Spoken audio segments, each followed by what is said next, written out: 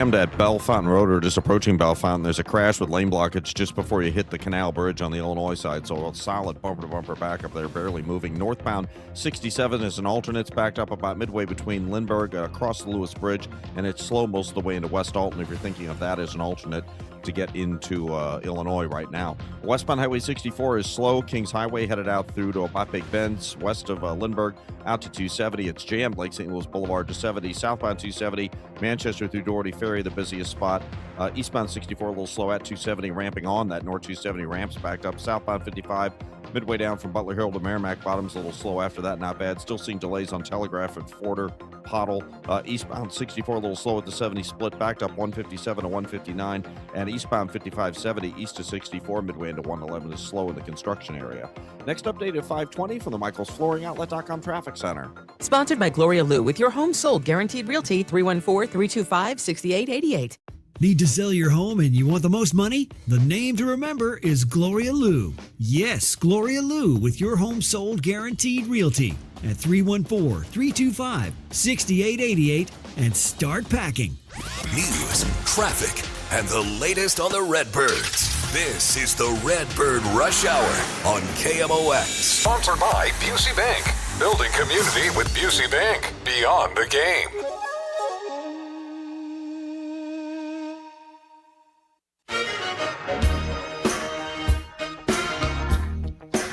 Welcome into Monday on Redbird Rush Hour, and we finally have the three amigos back together. It's been a couple of weeks since we've been able to do this. Bernie Miklasz, Matt Pauley, Kevin Wheeler. What's up, fellas? How we doing? Good to see my guys, man. Good to be back. Yeah, it's good. We got a lot to do today, too. I think it's been longer than 2 weeks. Oh, it's like 2.5 because I missed a little bit of time, and then last week Bernie was on assignment on Gas House, and you were on vacation. So, yeah, we got a little bit of making up to do with all this. That's all right. We got a lot of months left. We don't have to do it all today. Yeah. We can make up that time moving forward. I wish we were reconvening on a day that felt a little better. And I don't mean gloom and doom or anything, but it was just a weekend. And maybe that's just the taste of yesterday kind of being bitter more than the rest of the weekend. But I didn't feel good about the way the weekend played out. No, I mean, I was really disappointed Saturday because I thought, they were rushing through at bats. It wasn't one of their better performances offensively in terms of approach. It just seemed very strange. And then Sunday, man, what are you going to say, man? That's the first time since 2010 they had a 7-run lead and lost the game. I mean, so that's no question that's the worst loss of the season. And the thing about it is, guys, listen, the Cardinals have their qualities and the Cardinals have some strengths, and the Cardinals have shown they can pile up some wins in a short time. But boy, the Cardinals also just cannot establish any consistency for seriously going back to third week of May. They're just up and down all the time. But I guess that's true of all these teams in the wild card. Yeah, and kind of what we expected, preseason. We thought they could be competitive, and they have been, but it didn't mean that they're going to stay that way. Yeah, look, the margin of error for this team is just so thin. Yeah, if they let up in any way, shape, or form, they're not going to win baseball games. And even when they don't let up, there's going to be times where it's not enough for them to win. Now, if they lock back in, especially when you look at the other teams that they're competing against for that final wild card spot, what I'm saying about them, we can apply to the Miami Marlins, who I think have lost 6 in a row. We can apply to the San Diego Padres, who are likely to sell. We can apply to the Pittsburgh Pirates, who aren't a very good team. Yeah. We can apply to the Arizona Diamondbacks. So it's not like they're in a much worse position than these other teams that they're contending against for a playoff spot. But they just, if they want to be a playoff team, and they're talking about it, they are openly talking about the fact that they desire to be a playoff team this year. Well, if that's the case, you can't have letdowns. You can't have, Bern mentioned on Saturday, where it looked like the approach at the plate was not what it has been most of the year. And that's been this team has been pretty locked in. Even when they're not performing well, you look at how they grind out at bats and things like that. That wasn't the case on Saturday. Bernie's right. Yesterday, you just can't let yesterday happen. No. That has to be a win. And I keep repeating this over and over, and I'm not trying to put the fear of God in Cardinals fans, but how terrible will it be if, let's say, they win on Thursday against the Diamondbacks and then they finish out the year and they are tied with Arizona for the final wild card spot, and they lost the season series because of yesterday. That's where, I'm not one of these people that puts too much stock in one of 162 very often, but there is at least the potential and the possibility that yesterday's game can really be damaging to this club. Yeah, and the what of it is disturbing, right? Like blowing a 7-0 lead is disturbing. I mean, knowing, Bernie pointed out last time it happened was 16 years ago, 2,500 games. So it's not common. That in and of itself is bad. To me, the worst part is how they did it. You can't. They had too many players who do not have the room for error to play where they're not considering the score of the game. There's no excuse for Jose Fermin to let that ball get past him. No. Not with the score, not with the situation. You cannot take that risk, and that's not a 20-year-old kid. This guy's been around a little bit. Brian Torres cannot get doubled off on a first and third situation like that. Those are inexcusable plays by big leaguers, and I appreciate that at least the manager yesterday didn't say we were working hard or whatever. He just said, look, we blew this game. Yeah. And that's the simple truth of it, because a team with no margin for error especially can't make those mistakes. If you just get rocked, okay, rocked happens. You give up some dingers, you get beat up, okay. This team doesn't have the room to have the brain farts. They just don't. This team is so hard because you guys explained it well after I had my first comment. We expected this to be a topsy-turvy season. Yeah. A lot of people expected it to be a brutal season, and it's topsy-turvy. I'll take that over brutal. But I also I don't know how to explain this without sounding stupid. Well, what else would be new, right? I also, it gets a little bit on my nerves, where the Cardinals have really not been a good team in a long time. They've won only 7 of their last 17 series. Right. I mean, there was that 1-1 thing split with the Brewers in there too. So if you want to go, 7-9-1, okay, we can do that. But they've won 7 out of their last 17 series. And if you also go back a little ways here, the June 17th, they have a .407 winning percentage, 13th in the National League, 25th overall. And I could keep going back in time. So if you go back in time, man, it hasn't been very good at all. And the thing that annoys me a little bit is that, okay, good. They're still in the wild card race. Okay, great. Ollie Marmol said, I want these guys to get a taste of the playoffs. I want them to have that experience. Okay, great. Play better. See, and that's what bothered me about yesterday. It's one thing if it's like a huge, big time talent deficit or whatever. Right. But we've seen the Cardinals several times this year, several times this season, push their record to 9 games above 500. For a long while, they were a top 5, top 6 team in baseball. That's what bothers me. We know they are, in fact, capable of playing better. So to see some of the stuff that's been going on, especially yesterday, I don't have a lot of patience for it, right? Is that unreasonable? Tell me. Nope. I mean, it's okay. So I don't care what level it is. I think it's right to be frustrated with that Jose Fermin play. It's right to be frustrated with, in that situation, for Torres to get doubled off of first, and especially with the DNA and makeup of this team. This team scores runs in moments like this. It would be completely what they would do to go score a run there in the top of the 10th inning and find a way to win that game, and then you run yourself out of that opportunity. Those are inexcusable mistakes. Yeah, and that's the thing. And no, we all know they're not trying to. That's not the point. It's not that they don't care, but those are the things that are completely controllable. You can't control whether or not you throw 104. Because if you have it, you have it. If you don't, you don't. You can't control your foot speed. You can't control how tall you are. It's not Fermin's fault that he's not Jordan Walker physically, right? But that doesn't mean you can't make the heady plays. That doesn't mean you can't play situational baseball, knowing you have a lead, knowing that this is not the time to take a risk. And again, I don't care that he's relatively new to the outfield. He's not that new, and he's been playing professional baseball for a long time. And it's not just that play. That's just symbolic of what we're talking about. Because the Torres play, Torres is 29 years old. I would yell at a 14-year-old for doing that. You know, I'm sure you have. Yeah. Oh, yes. Plenty of times. They're all listening right now. They're going, yeah, he did. He did. And I got yelled at it when I was a high school kid if I did something like it. It's not a matter of like, and they know it. And this is not about berating or whatever. It's just kind of, okay, if you are going to be what you're saying you want to be, those are the types of mistakes that can't happen when you blow a lead. Yes. And I think that's why Ollie was really ticked off. He was pretty heated yesterday.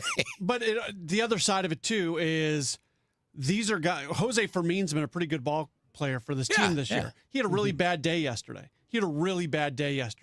That doesn't mean he shouldn't be in the big leagues. That doesn't mean he should be DFA'd. Right. Ryan Stanek had a tough day yesterday. Stanek's got about a 3 ERA since May 1st. I mean, he's been more good than bad, even though he's had bad moments. We do need to, at times, take a step back and really evaluate these guys for who they are. Nobody's letting up on Jose Fermin. That was a terrible, terrible moment for him, but he's done a nice job for this team this season. Yeah, I agree. What we're saying is the reaction to that mistake shouldn't be, get him out of here, DFA, send him to Memphis. Like, okay, just be realistic. That's normal. It's okay to vent, but you know, come on. I mean, Fermin has helped them win some ball games. But you know, DFA. What's the point of who are you going to bring up? And I know what people are going to say right away. What do you mean? Yeah, Baez. Oh, you mean the guy hitting 117 since June the 25th? Him slugging less than 300 since June the 25th? Yeah. The guy who's contact right on strikes after making really good progress over this span since June the 25th. He's relapsed in that area. You know, it's like 71%, which is awful. Oh, you want to bring him up? The guy hitting 117. Okay. Yeah. Gotcha. As Tony La Russa said to me one time, boy, I wish I could manage against you. Right. That's a badge of honor right there, though. I know. He trot that one out every once in a while. Is great. Yeah. All right, man. We got a lot to do. We're just getting started. Bernie Miklasz, Matt Pauley, Kevin Wheeler with you here till 6 o'clock. And then Matt's got Sports Open Line. And then Matt's got some more after Sports Open Line with pregame starting after that. Oh, man. And then we got the 9 o'clock game tonight out in Anaheim. So a lot of baseball on KMOX coming your way. You know, I'm always talking about taking care of everybody else, the kids, the family, the job, the house, the calendar. But today I want to talk about you taking care of you, because if you don't take care of you, who's going to take care of them? What if you could better understand your risk for chronic disease before symptoms begin? Simon Cancer Center has a tool called Your Disease Risk, and it does just that. It helps you get a better understanding of your risk for chronic disease and cancer before symptoms even start. It looks at things like lifestyle, family history, everyday habits, nutrition, physical activity, tobacco use, sleep, and screenings, because your health story is shaped by more than just genetics. And knowledge is powerful. When you know your risk, you can make better choices, ask better questions, and the ability to take actions early. Listen, it only takes a few minutes, but it can help guide decisions that matter for years to come. Prevention starts with awareness, and awareness starts with you. Visit sitement.washu.edu/YDR and take the Your Disease Risk Assessment today. Just a few minutes a day could make a difference for years to come. That website again is sitement.washu.edu/YDR. New Game Plus with Oxy makes your laundry smell incredible and fights stubborn smells, like the ones your dog Biscuit brought into your freshly made bed last night. But you wash that all away with Game, and now you're drifting asleep to the scent and sound of waves. Ah, nope, that's the dog licking your ear. Biscuit. It just might be our greatest scent ever, now with odor-fighting power. New Game Plus with Oxy. Sniff the difference. This is the story of the one who keeps multiple buildings running smoothly day after day. Plumbing that flows, HVAC that hums, cleaning supplies that keep surfaces sparkling. That's why she counts on Grainger. With easy reordering online and 24/7 support, Grainger helps her keep the products she needs on hand. So shelves stay stocked and buildings stay ready. Call 1-800-GRAINGER, click Grainger.com, or just stop by. Grainger, for the ones who get it done. Traffic from the MichaelsFlooringOutlet.com Traffic Center.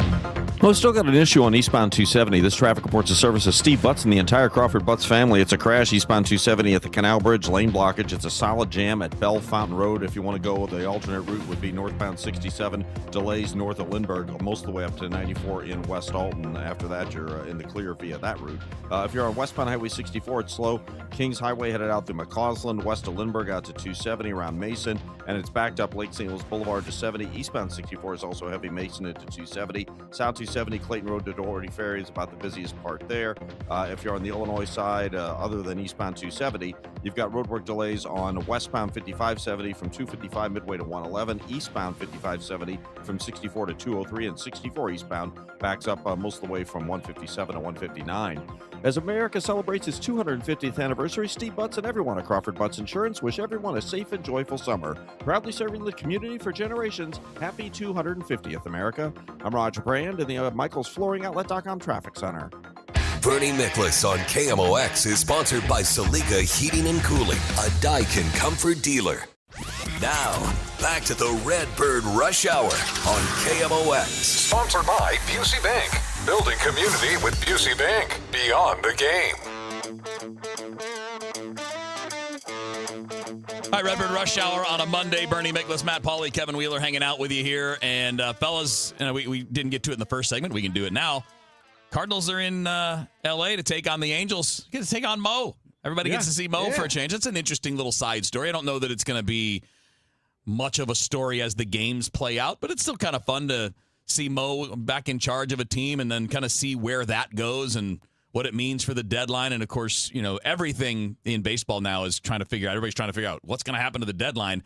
And this may be one of the most chaotic 2 weeks that I can think of in recent baseball history, because you take into account the overall parity / mediocrity / weirdness of the season, and then the labor dispute coming up and people being cautious and hesitant. I don't know what to expect these next couple weeks. It's a great point. Can I just say something really quick? I'm happy for John Mozeliak because he seems genuinely excited to take this job and the challenge. You can't get any worse than the Angels in so many fronts.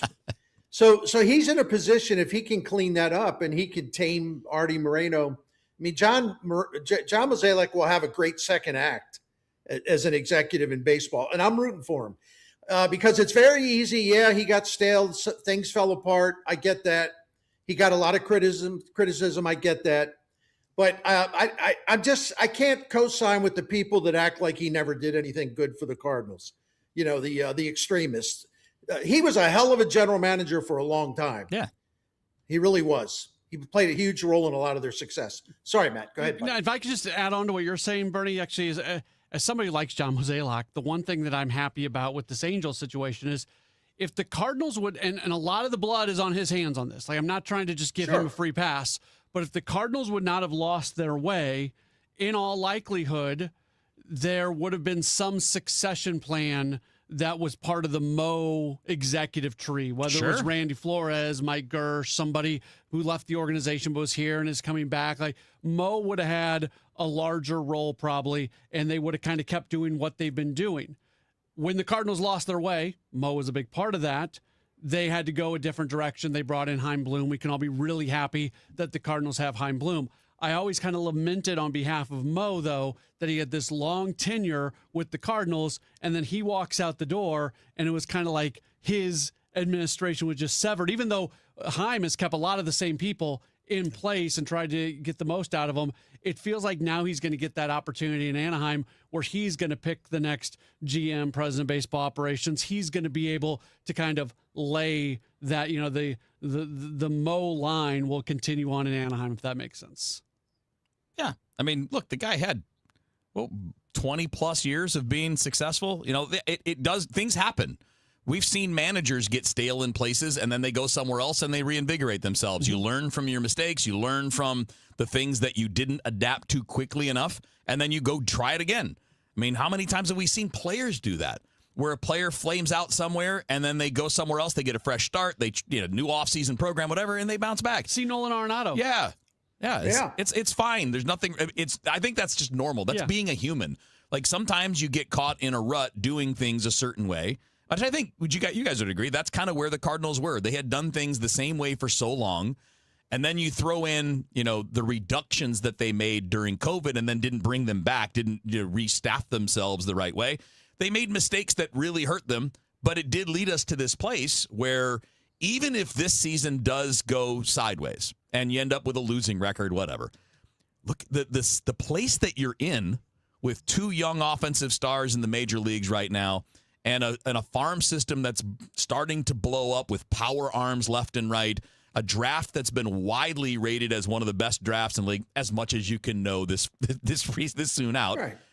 It's okay. I mean, like, things happen, and then you move on, and now we've got a new voice, new vision, and we'll see. But it sure looks like you're in a better spot in part because of the suffering. No doubt. It's very well said, man. Very well said. They are in such a much better place now. In fact, listen, 2022 was a great experience. But even then, there were signs. You knew that Molina was on the way out. Pujols was on the way out. Waino was going to have one more year.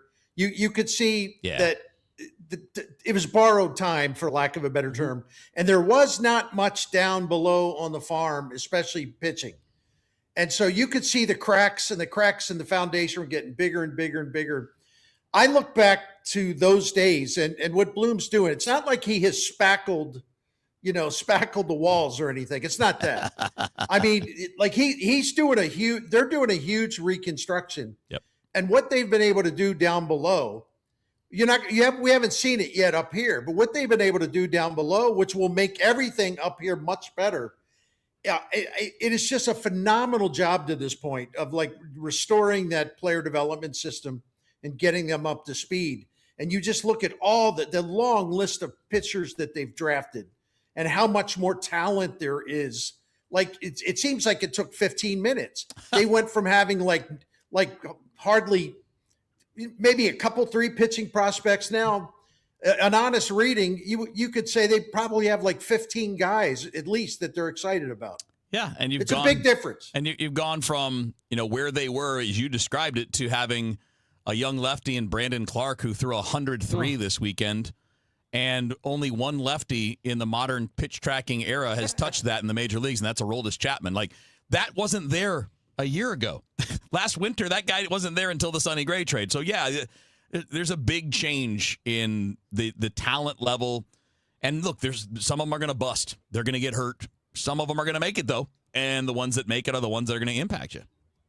Yeah, no doubt about it. So I'm looking forward to a lot of things. I hope the Cardinals can get into the playoffs because it would be fun.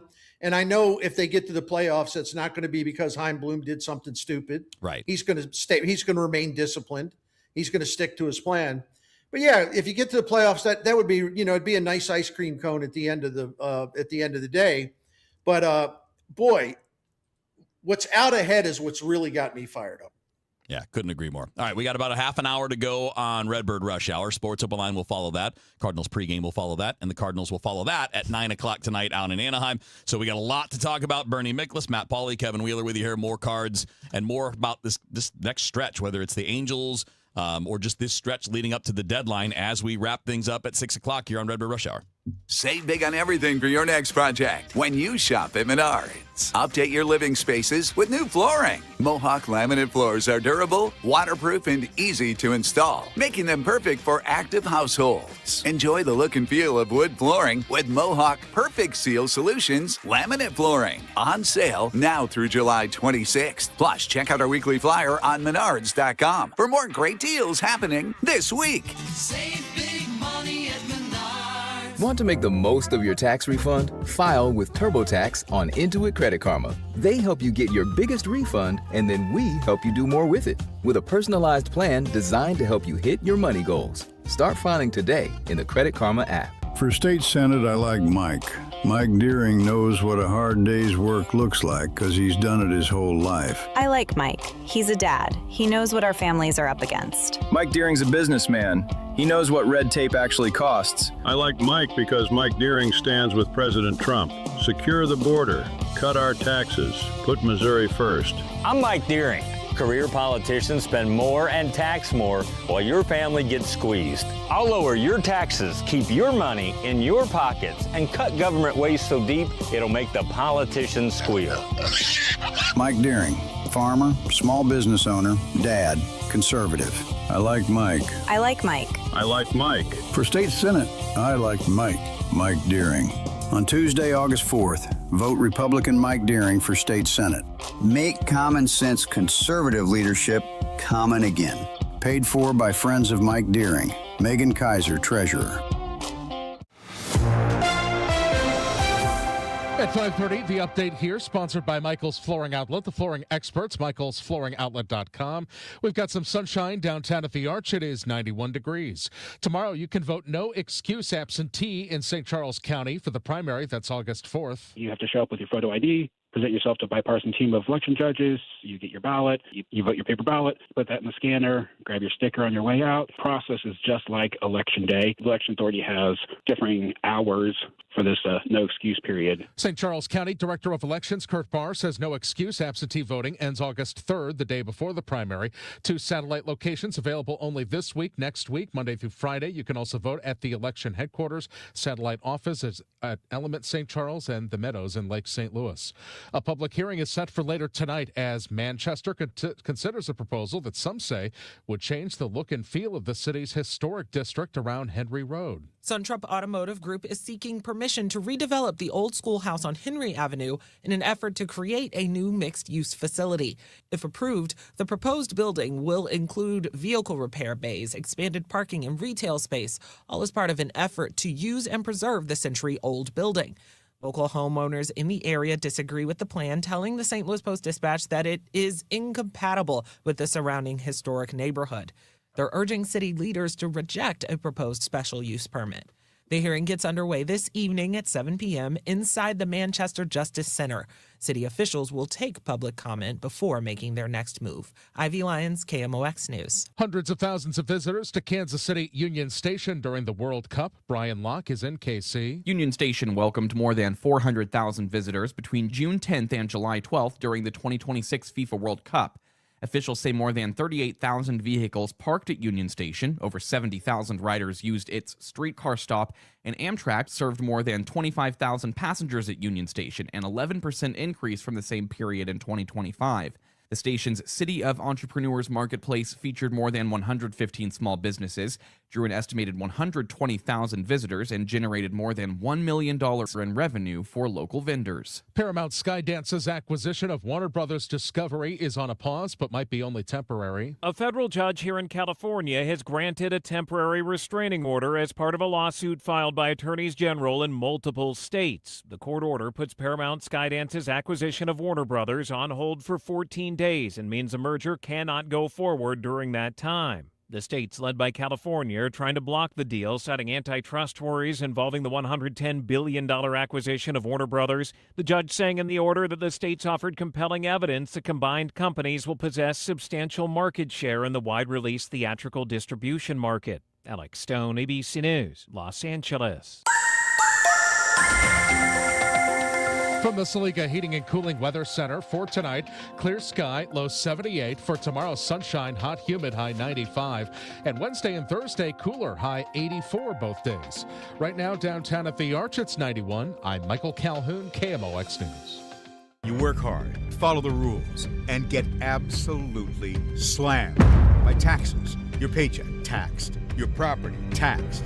Everything you buy, taxed. Missouri's tax system isn't broken, it's rigged against you. The lawyers and lobbyists working for big corporations and the super rich buried over 200 loopholes for themselves in our tax code. While they pay nothing on the services they use, working families are taxed over and over. It's no wonder they're lying about Amendment 5. Our corrupt tax system is rigged in their favor. They're getting a free ride on your back. Don't believe their lies. The truth is, Amendment 5 closes loopholes exploited by the super rich and slashes taxes paid by Missouri's working families, phasing out income taxes and cutting property taxes. They finally pay what they owe while you keep what you earn. Vote yes on Amendment 5, paid for by Missouri Promise PAC. This is the Run My Own Business Dream. This is the college is paid for dream. This is the retire early dream. This is Busey, where your dreams and possibilities become moments. Through trusted guidance and expertise, through lifelong relationships. Because we're here to help you achieve the life you've always envisioned. Busey Bank, building business, growing wealth since 1868. Member FDIC. Hey, Bernie Miklasz here on behalf of Saliga Heating and Cooling, a Daikin Comfort dealer. Listen, I've been talking about Saliga for many, many years. I'm proud to do it because as a longtime client, my wife and I of Saliga Heating and Cooling, we know full well how great they are and how much we trust them. We trust them 100%. How grateful we have been to the times they've helped us, the way they treat us with respect. They explain everything. They don't fast talk. They don't hustle. They're not trying to twist your arm. They're not trying to, maybe convince you need something you really don't need. They just don't do that because the Saliga family's owned this business for 100 years, and that name, Saliga, means a lot to them, and they want to maintain that great reputation that they've built up for the last 100 years, 4 generations of Saligas. So if you are in a jam with your air conditioning this summer and you don't know what to do, I'm politely telling you what you should do. You call Saliga and help will be on the way, and you're going to feel a whole lot better because help is on the way, because they'll take great care of you. So just get all the information, including the phone number, by going to SaligaHeatingandCooling.com. All right, baseball fans, you think you know who's going to homer today? Well, FanDuel's giving you a free chance to call your shot with Daily Dingers. Joining the action is easy. Just make your free pick on who's going to hit a home run in their game, and if you're right, you'll get a profit boost to use on your next bet for a chance at extra winnings. So you've got nothing to lose and a lot to gain. And don't forget, you can make a free pick every day during the season. Just another reason FanDuel is the home for home runs. So you ready to play your game? FanDuel.com/Missouri to play Daily Dingers and make your free pick on who's hitting a homer. Play ball and swing for the fences on FanDuel, official partner of MLB. Must be 21 or over and present in Missouri. No purchase necessary. Opt-in required. Bonus issued as non-withdrawable profit boost tokens. Restrictions apply, including any token expiration and max wager amount. See terms at sportsbook.fanduel.com. Gambling problem? Call 1-800-GAMBLER. Looking for a career change? Well, the Gelman team with eXp Realty is hiring. Their unmatched blueprint to success, real support, and proven systems help agents take their business to the next level. Level up your future and earning potential. Take the first step at thegelmanteam.com. Most of us are one good deal away from finally replacing that worn-out rug, fixing up the backyard, or getting the bedroom we actually want. Good news, that deal's almost here. Wayfair's Black Friday and July sale. Get up to 80% off area rugs and up to 60% off outdoor and bedroom furniture. Shop Wayfair's huge selection of styles and find the piece to fit your style, budget, and space. Plus, free shipping. Black Friday in July ends July 27th. Shop today at wayfair.com. Wayfair, every style, every The radical left let crime and drugs pour into our nation, and they let biological men into girls' sports. But here in Missouri, if there's a problem, we fix it. That's why Ann Wagner's fixing the mess the radical left made and delivering for us. Wagner voted to ban biological men from competing in girls' sports, and she voted to fund the police and provide more resources for Border Patrol agents, keeping our families, communities, and children safe. And Ann Wagner didn't stop there. In Congress, Wagner passed the largest working-class tax cut in American history, kept big government out of our business, protected our way of life, and ensured our communities remain safe. That's why Ann Wagner's endorsed by the Missouri Farm Bureau and Missouri Fraternal Order of Police. Vote Ann Wagner for Congress on August 4th. I'm Ann Wagner, and I approve this message. Paid for by Ann Wagner for Congress. Broadcasting from the Scott Credit Union Studio, 104.1 FM KMOX. Traffic from the MichaelsFlooringOutlet.com Traffic Center. Well, unfortunately, there's still no change on eastbound 270 in North County. This traffic reports the service of the Sandberg Phoenix Law Firm. Got a crash eastbound 270 at the Canal Bridge with lane blockage. It's a solid jam back through Bell Fountain, bumper to bumper right now, just crawling. As an alternate route, northbound 67, you've got delays from Lindbergh most of the way up to 94 in West Alton. Westbound Highway 70, Cave Springs out through 370 is kind of heavy.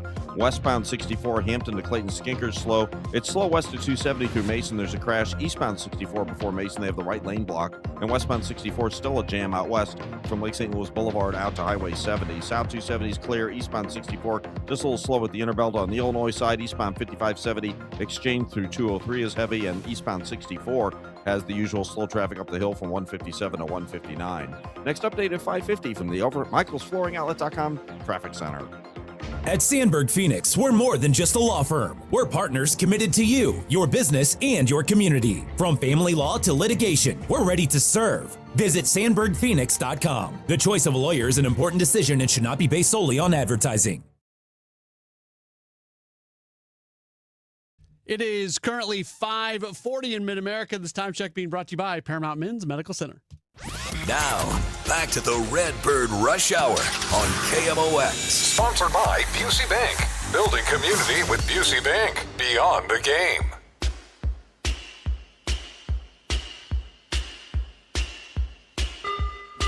All right, it's Redbird Rush Hour on a Monday. Bernie Miklasz, Matt Pauley, Kevin Wheeler with you here. Guys, I would like to request that we talk about some offense with the team at the moment, because July's not been great. Now, like Weatherholt and Burleson have been totally fine.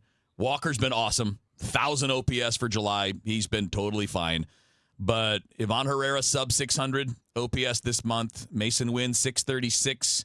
Nathan Church 355 OPS this month. Newt 599. Blaze Jordan is getting there. After yesterday, he had a better day, so he's getting up there. That's a lot of that's one day. Nelson Velasquez 2 for 22 this month. Torres 2 for 21 this month. Pedro Pajes, for some reason, has outpaced Jimmy Crooks in playing time. He's 2 for 16 this month. Even though Crooks is 4 for 14 with 2 home runs, we're playing Pajes, who cannot keep the ball in front of him when the ball hits the ground. That's a separate topic, but I think you guys. The reason I wanted to read these, they just can't quit him. No, he can throw, but that's like let's let the rest of it calm down, right? The Cardinals are going to be going through the rebuild, and it's over. He'll still be there. It'll be like 16 years from now. He'll still be catching half the games. It is one of the most bizarre obsessions I've ever seen in Cardinals baseball. Anyway, I'm sorry. He's 2 for. I had to get that off my chest. 2 for 16 with 8 strikeouts so far this month. But let's keep running him out there instead of the younger guy who. Hey, look, we know Crooks has struggled, but at least there's some unknown upside there because he doesn't have the extended playing time that Pajes has had in the big leagues the last couple of years. But I guess the bigger reason I wanted to bring all this up is the offense is a problem right now. You don't have enough guys hitting. You got one guy really going, a couple guys that are okay, and a lot of guys are just not doing anything. They're scoring runs, though. Man. They're scoring. The run scoring isn't terrible. Like I don't disagree with anything that you just said.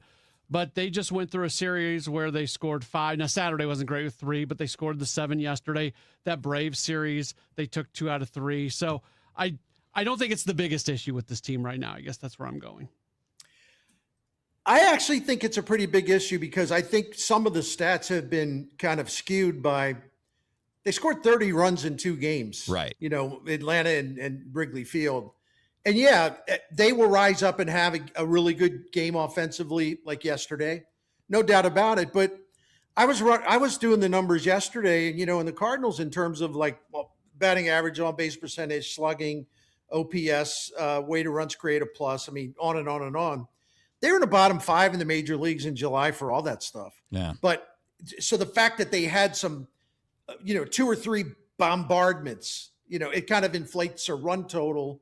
And I think distorts it just a little bit. I don't think it's been a real good offense this month at all, really. So, except for some of their uprisings on the road, which I'll take when they have them.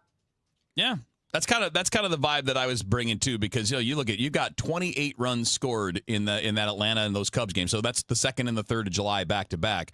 So that's 28 in those 2 games, which brings you down to, say 48 in the other 14 games, which is not good enough. Yeah, You guys, less than 4 runs a game is not going to be good enough. I have no problem arguing with you guys. I'm really not trying to argue with you guys because everything you're saying is spot on. I guess where I'm coming from is when I go game by game here recently and I say, how many of these games did they lose because they didn't score enough runs? And I think we can look at the Saturday Diamondbacks game. That's a fair assessment, and we got that earlier. But I don't see a ton of those games that they're losing games because of it. It happens. I don't think that's the main culprit. Yesterday they didn't lose because it's at least half their losses here in the last 3 weeks. Yeah, I mean, listen, it's kind of an extreme thing. That's what I don't like about it. When the Cardinals score 5 runs in a game, just 5, they have a great record. But they'll erupt for 7, they'll erupt for 9, and then they'll go through a stretch of time where listen, and I've been charting this stuff. I don't have it in front of me, but I've been charting this stuff. They'll go through a stretch in time after one of those bombardment games, where 2 runs, 3 runs, 4 runs, 3 runs, 1 run, 2 runs. It's they have been on that cycle for a long time. And trust me, I've charted it and written about it. So yeah, this offense should be better than it is, especially when you have Weatherholt and Walker and you have Burleson. Yep. Nootbaar was great in June. Has not been good in July, as you pointed out. Herrera, to me, in terms of talent, you expect more from him. I think he's the most disappointing hitter on that team in terms of talented guys. Right. He's not getting nearly enough out of that great talent and strength as he should. Yeah, he's doing the one thing extremely well, which is getting on base. But he's not providing. Even that's tapered slipping off in July. Yep. Yeah, you're right. I hate the fact that this team just can't get a center fielder that will give them consistent production. Yeah. Right now, what you're getting from Nathan Church isn't any better than what you were getting from Victor Scott before he got sent down. Yeah. And I said this to you earlier, Kevin. If Baez was actually doing what he did at his highest moments this year at AAA, and Bernie went through the numbers earlier, you can't call this guy up when he's hitting 120. Not when you're in this kind of a funk. No. But if he was swinging it well, this period right now might have been enough for me to say, get him up and do some sort of combination of Nootbaar and Baez in center field. But you just can't do that right now because he's not performing at a level right now at AAA where it makes sense. Yeah. And totally agree. Pointing at Church real quick, and I know we got to take a break. He just got to stop swinging at everything. He's in the bottom 1%. Yeah. He has got the worst chase rate in baseball. He's got to stop swinging at everything. It was good for a while when he came back up. Yeah. And I haven't really looked at it, but I assume it's been bad during this time where he's not hitting at all. Yep. Yeah, I don't know. I want to believe, but I don't know. I'm not sure anymore. A lot of questions still to be answered. Obviously, they won't all be answered by the deadline, but hopefully some of them will be, so we can have a little bit of an idea of where this is going to go, and hopefully it'll go somewhere when we get to that point. All right, we only have one more segment left, and then Sports Open Line is coming up, so hang tight. Bernie Miklasz, Matt Pauley, Kevin Wheeler with you here. We'll wrap up Redbird Rush Hour next on KMOX. Men, if you're suffering from erectile dysfunction or PE, you're not alone. Most importantly, you don't have to live with it. Paramount Men's Medical Center restores men's sex lives in just one visit. Their painless breakthrough treatments eliminate ED and PE, even when Viagra and Cialis don't work. Here's Dr. Simovitz, specialist in men's health. Paramount Men's Medical Center's painless breakthrough treatments eliminate ED and PE, regardless of age or medical history. 98% of patients see instant results right in the office. Men are now lasting longer than they ever imagined. And the best part, at Paramount Men's Medical Center, your consultation and first treatment are free. Qualified patients even get their testosterone checked free. Call 314-720-8444. 314-720-8444. Take control of your sex life. Call now. 314-720-8444. Join Jerry Ricken and Heidi Ricken Provost for Kickin' with the Rickens, Redefining Retirement, every Saturday at 3 p.m. right here on KMOX. And get more, including the Kickin' with the Rickens podcast, when you visit RickenFinancial.com. This is the Duke's Country Song. It's a song about award-winning chefs. Yes, chef. And why they choose Duke's Mayo. Get Duke's Mayo in store It's got twang. And Doug. Limu and I created a trick to help you remember that you can customize your car insurance and save with Liberty Mutual. You see, the shirts Limu and I wear are yellow, and yellow is the color of lemons, and lemons grow on trees, and trees provide oxygen, and oxygen helps us breathe, and breathing is how you live, and you can live more life when you save money by customizing your car insurance. I agree, Limu. It's really quite simple. Only pay for what you need at libertymutual.com. Liberty, liberty, liberty, liberty. Traffic from the MichaelsFlooringOutlet.com Traffic Center. Well, they're still working this crash on eastbound 64 just before Mason. It looks like there's a flatbed on the scene. The right lane is blocked, so there's a short delay eastbound 64 at that point. Westbound's not bothered by it any longer. We also have an incident southbound 170. I can't tell if it's a stall or a crash. Just south of the U-Club Tower, traffic's jammed at Brentwood Boulevard. Westbound 64, the only delays, still a solid jam. There's a crash out near Prospect they were clearing near 64, so it's still jammed at Lake St. Louis Boulevard. Of course, we still have this mess on eastbound 270 in North County, headed into Madison County. That crash at the Canal Bridge with lane blockage still has a solid, pretty much a standstill jam back through Bellefontaine Road. And northbound 67 from Lindbergh, most of the way up into West Alton. It's not a solid jam, but it's very heavy running all the way through there. And of course, you still have the roadwork delay on eastbound 64, east of 157 to 159 as well. Next update at 5:59 from the MichaelsFlooringOutlet.com Traffic Center. Now, back to the Redbird Rush Hour on KMOX. Sponsored by Busey Bank. Building community with Busey Bank. Beyond the game.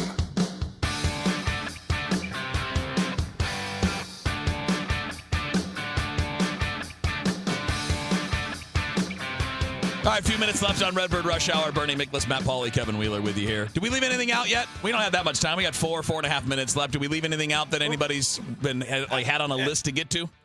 I want to throw it to you guys. What are your thoughts right now, about the trade deadline? I mean, because of May and Romero, kind of the problems they're having with JoJo with the appendicitis and all. Does it seem like maybe the Cardinals are going to be? Should we lower our expectations about what might happen? What do you think? I think so. It's starting to feel less and less like anything of significance is going to happen. In part because the team's not doing what it takes to make you want to buy, and the guys that you would sell aren't doing anything. I mean, not to say that there's no value. Newt has value. You mentioned that on DGS today, Bernie. I agree. I think Newt has value, but Mays certainly can't be at its peak right now. No. And at what point do you go, well, if we're not getting much of anything in return, why not just keep him and keep the innings coverage for the rest of the year, as opposed to putting that on guys we may or may not think are ready to carry that load? Although I wouldn't mind seeing Dobbins a little bit more extended. I wouldn't mind seeing Quinn Matthews get a look at some point just to get a sneak preview for the future. But I don't know. Right now it feels like it's going to be a lot of nothing. Is May qualifying offer eligible? If you had asked me a month ago, I would have said yes. But I mean, they're allowed to put that on him? Okay. Yes. He's never gotten one before. Okay. So, I mean, the draft pick that you get might be more than what you would get out of the trade deadline for him. Wheels, you hit the nail on the head. Sorry for the cliche, but you did. I'm tired, so all I got is cliches right now. Anyway, they're not doing enough. They are not doing enough to where, Chaim Bloom can look at it and say, I owe it to these guys to invest in them, to upgrade the roster somehow. I think he could get some help here and there. Sure. But, I mean, as we sit here tonight, right before the Cardinals open that 3-game series against the Angels, who have the worst record in baseball this year, I mean, the Cardinals have lost 8 out of 12. And if you just keep going back a little bit, they have that, they'll have that good road trip where they beat Atlanta and they beat the Cubs. But again, you look since June 17th, they're 11-16. You since June 11th, they're 14-19. I mean, the further back you go, you just don't see any sustained success that would fire up Chaim Bloom to the point where maybe he shifts his philosophy a little bit. There's no just cause for it. No, I would say unless some of what you're doing is also with an eye on next year too, right? Yeah. A controllable reliever would make sense, right? Because you can never have enough relievers. But again, everybody wants that. Every contender wants that. So some of these teams are going to be more confident and be willing to pay a higher price than the Cardinals will be, just based on where they are, which is okay. I think that's another takeaway I have, and we don't have a ton of time. 1 minute. Go ahead. I don't think they have to do a ton. They've done a lot of the heavy lifting. They did it in the winter. You got to get better, but I don't think they have to add depth. I think they're getting depth, and they're going to be all right, but they gotta get more out of what they have.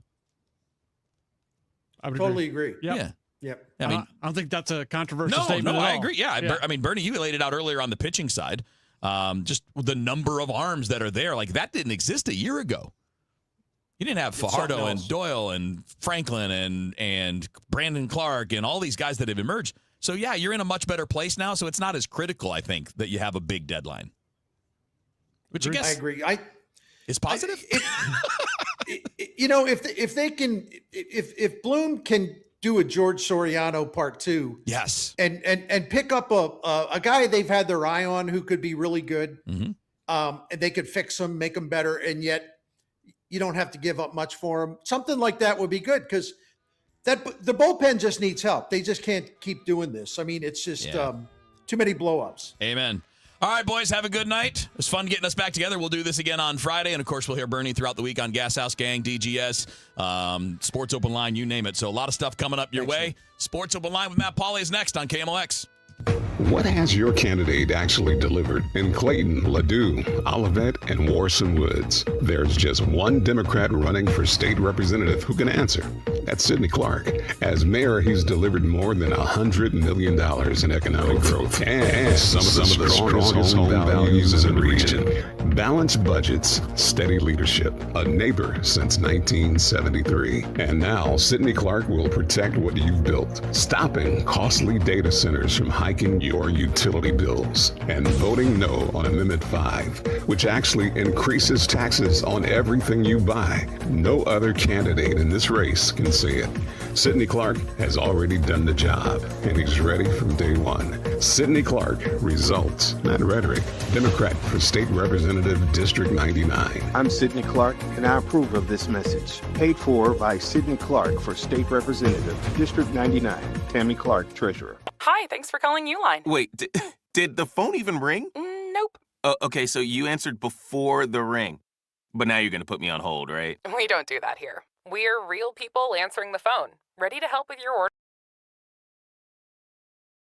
Products for your business and warehouse needs. Always in stock, ready to ship same day. And backed by Uline's legendary 24/7 customer service. Uline, we warehouse for you.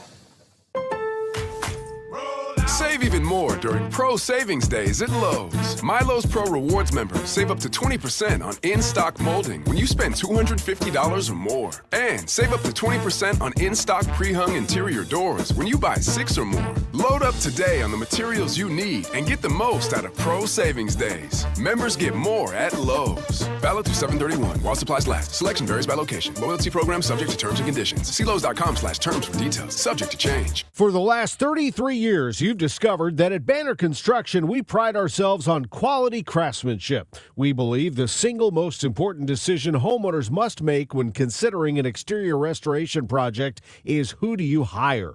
At Banner, we provide well-engineered, meaningful, long-term solutions to transform your home into the pride of the neighborhood.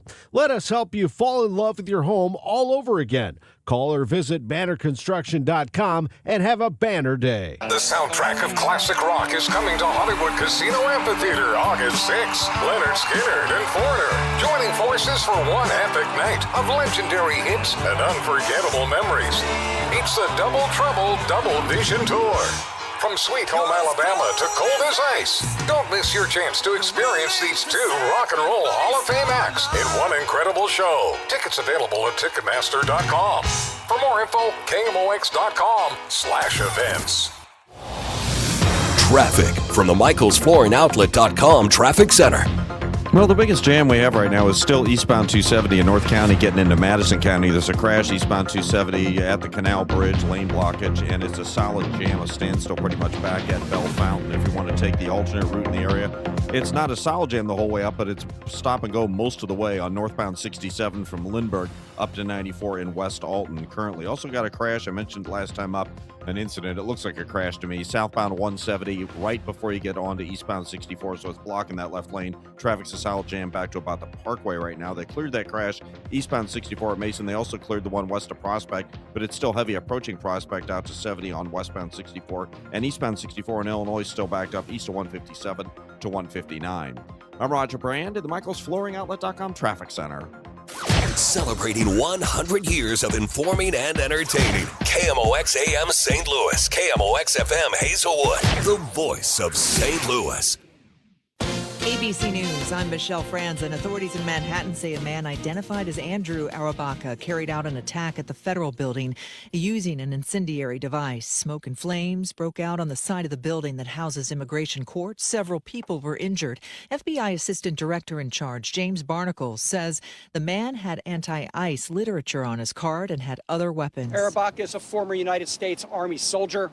He was enlisted for approximately 4 years, serving from 2001 to 2005. He was a repairman or mechanic on Patriot missile systems. He is 43 years old. The war with Iran escalating again and turning deadly this weekend. The Pentagon says 2 U.S. military members killed at a U.S. base in Jordan due to an Iranian strikes Friday. In Texas, the threat of flooding continuing following severe storms. Governor Greg Abbott issued a state disaster declaration for 59 counties and is seeking federal relief for 28 counties. This is ABC News.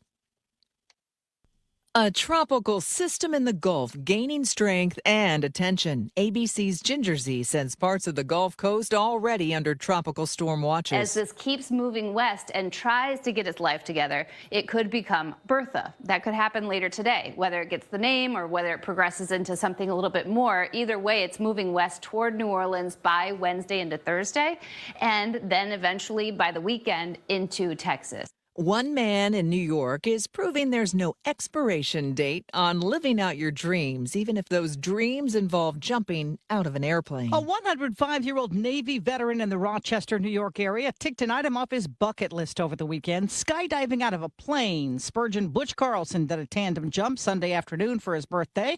Last year, for his 104th, he did his first horseback ride with his 99-year-old brother. ABC Sherry Preston reporting. I'm Michelle Franzen, ABC News. At 6:02, we've got sunshine and 90 degrees downtown at the Arch. Attorney General Catherine Hanaway is investigating former Congresswoman Cori Bush. Could we see preliminary results ahead of the primary next month? The Attorney General is investigating whether money raised for tornado relief by a nonprofit run by former Congresswoman Cori Bush made its way into her pockets through her Political Action Committee. Will we get their findings before voters go to the polls next month? I asked Attorney General Hanaway. The return date on the civil investigative demand is after the primary, so probably not. Cori Bush faces off against Congressman Wesley Bell in a rematch of last year's primary on August 4th. Sean Malone, KMOX News. This group of firefighters that are involved, they're all hard workers, proud to call themselves St. Louis City firefighters. So it's kind of grown a life and legacy of its own. St. Louis Fire Chief Dennis Jankerson tells KMOX the incident over the weekend where the American flag flew upside down at one of the firehouses was an accident. Chief Jankerson says there was no malice and it was not intentional. I'll take the fault, I'll take the hit, but I'll do my very best to make sure it doesn't happen again. And I'm pretty sure they got my feelings on what happened over the weekend. Someone made a social media post about the flag. An off-duty firefighter saw the flag while he was passing by and called the firehouse. They immediately corrected the mistake then. I really appreciate the people watching our homes, taking a look. And, it's you hate to use the term, it is what it is, but we had a kerfluffle. It's fixed. It was discussed. I'm sure we're not going to have another kerfluffle for some time. Maria Aquina, KMOX News. Today's Big Boy train stop in Pacific sent up to 25 people to emergency responders with heat-related illnesses. Merrimack Ambulance District declared a mass casualty event around 11:30, calling in 10 agencies and 20 units.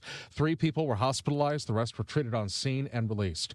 A big fan of Amendment 5 to eliminate the state income tax and replace it with higher and broader sales taxes is Missouri Attorney General Catherine Hanaway.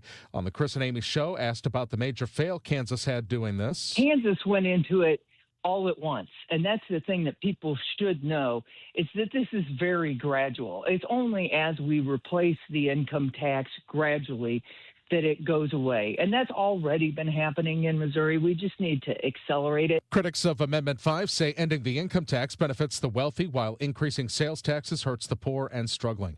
St. Charles County Director of Elections Kurt Barr says starting tomorrow, voters can vote no excuse absentee for the next 2 weeks. Two ballot locations are on the eastern side of the county at Element St. Charles, next to the Sam's Club, and at the Meadows Shopping Center in Lake St. Louis is the western location. Barr says election authorities want to make this as easy as possible. The Tuesday and Thursdays, the election authority office is going to stay open until 7 p.m. This is something that we started this year, staying open extra hours to allow people to come in and vote after work. First day of this no excuse in-person voting will be open from 8:30 to 7. You do need a photo ID, either a driver's license, state ID, passport, or military ID.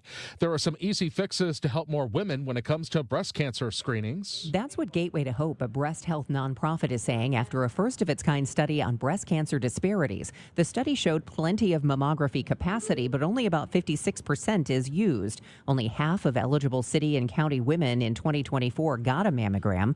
Black women are nearly 4 times more likely to die from breast cancer in this region and more likely to face delayed treatment. Gateway to Hope is suggesting expanding access through extended hours, improved scheduling, transportation, and aligning existing resources with patient needs. Debbie Monterey, KMOX News. Let's get you now to Roger Brand at the traffic center, find out how the drive is going. Well, unfortunately, Michael, there's no change on eastbound 270 in North County currently. This traffic reports a service of Financial and Tax Strategies. We have this crash eastbound 270 at the Canal Bridge, lane blockage involved. It's still a solid jam pretty close to Bell Fountain on eastbound 270, so it hasn't improved in the last hour at all. Hasn't gotten really any worse, but no better. And as an alternate route, northbound 67 still backs up about midway up from Lindbergh to the Lewis Bridge, and then from there it's slow into 94 at West Alton. So the choice is yours what you want to do there. Southbound 170, they're still working this crash in the left lane at just before 64. It's a solid jam on South 170 back at the Parkway. Westbound 64 is a little slow at Prospect out in the Wentzville area out to 70, and eastbound 64 on the Illinois side still backed up midway from 157 up the hill to 159. I'm Roger Brand in the MichaelsFlooringOutlet.com Traffic Center. If your retirement plan is mostly what if and a little fingers crossed, you deserve better answers than that. Check out Wealth and Wisdom Saturdays at 7 a.m. here on KMOX. I'm Gary Goldberg. Call 800-966-1690. Summertime conditions stay with us into tonight. It's mainly in the low 90s, maybe upper 70s for evening plans. Clear, warm, and humid. Only 78 for the overnight low. Tuesday, partly sunny, hot and humid. Some spot thunderstorms around, but limited. 95 for the high. There is a cool front on the way. That front comes through on Tuesday. Tuesday night, maybe some spot evening thunderstorms. Pretty hard to find. Partly cloudy, but the winds have turned to the north-northwest come Tuesday night. 71 for the low. Wednesday, sunny, nice, less humid. We will feel the difference. 84 for the high on Wednesday. Wednesday night, partly cloudy, about 66. Thursday, sunshine and 83. I think we're back into the low 90s come Sunday afternoon, but not before that. From the Saliga Heating and Cooling Weather Center, I'm meteorologist Dave Murray on 104.1 FM. KMOX. We've got sunshine. It is 90 downtown at the Arch. I'm Michael Calhoun, KMOX News. Come on, let's get going now. From KMOX Sports. We're primed and ready. All day, baby. Man, let's go. This is the Gray Bar Sports Open Live. Gray Bar, your distributor for electrical and datacom needs. On 104.1 FM, KMOX. Here we go. Welcome in. It's a Gray Bar Sports Open Line right here on at KMOX. My name is Matt Pauley. Great to be with you. You got a lot of me. You just got me for the last hour for Redbird Rush Hour.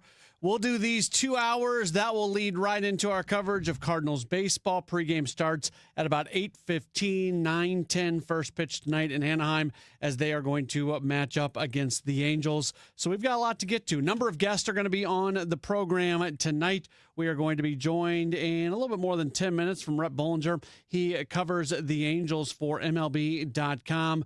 Cardinals Angels tonight. I want to talk to him about the series, but also want to talk to him a little bit about what's going on with that organization since John Mozeliak took over running the baseball operation on an interim basis. But Mo is going to be setting up that team for the future. And what has it been like? It really seems like from afar that they needed a baseball adult in the room and say what you want to say about Mo's tenure with the Cardinals and how it ended, and the Cardinals not playing the best baseball and needing to change a lot of things in the organization after his tenure, and what we've seen with Chaim Bloom kind of updating a lot of things.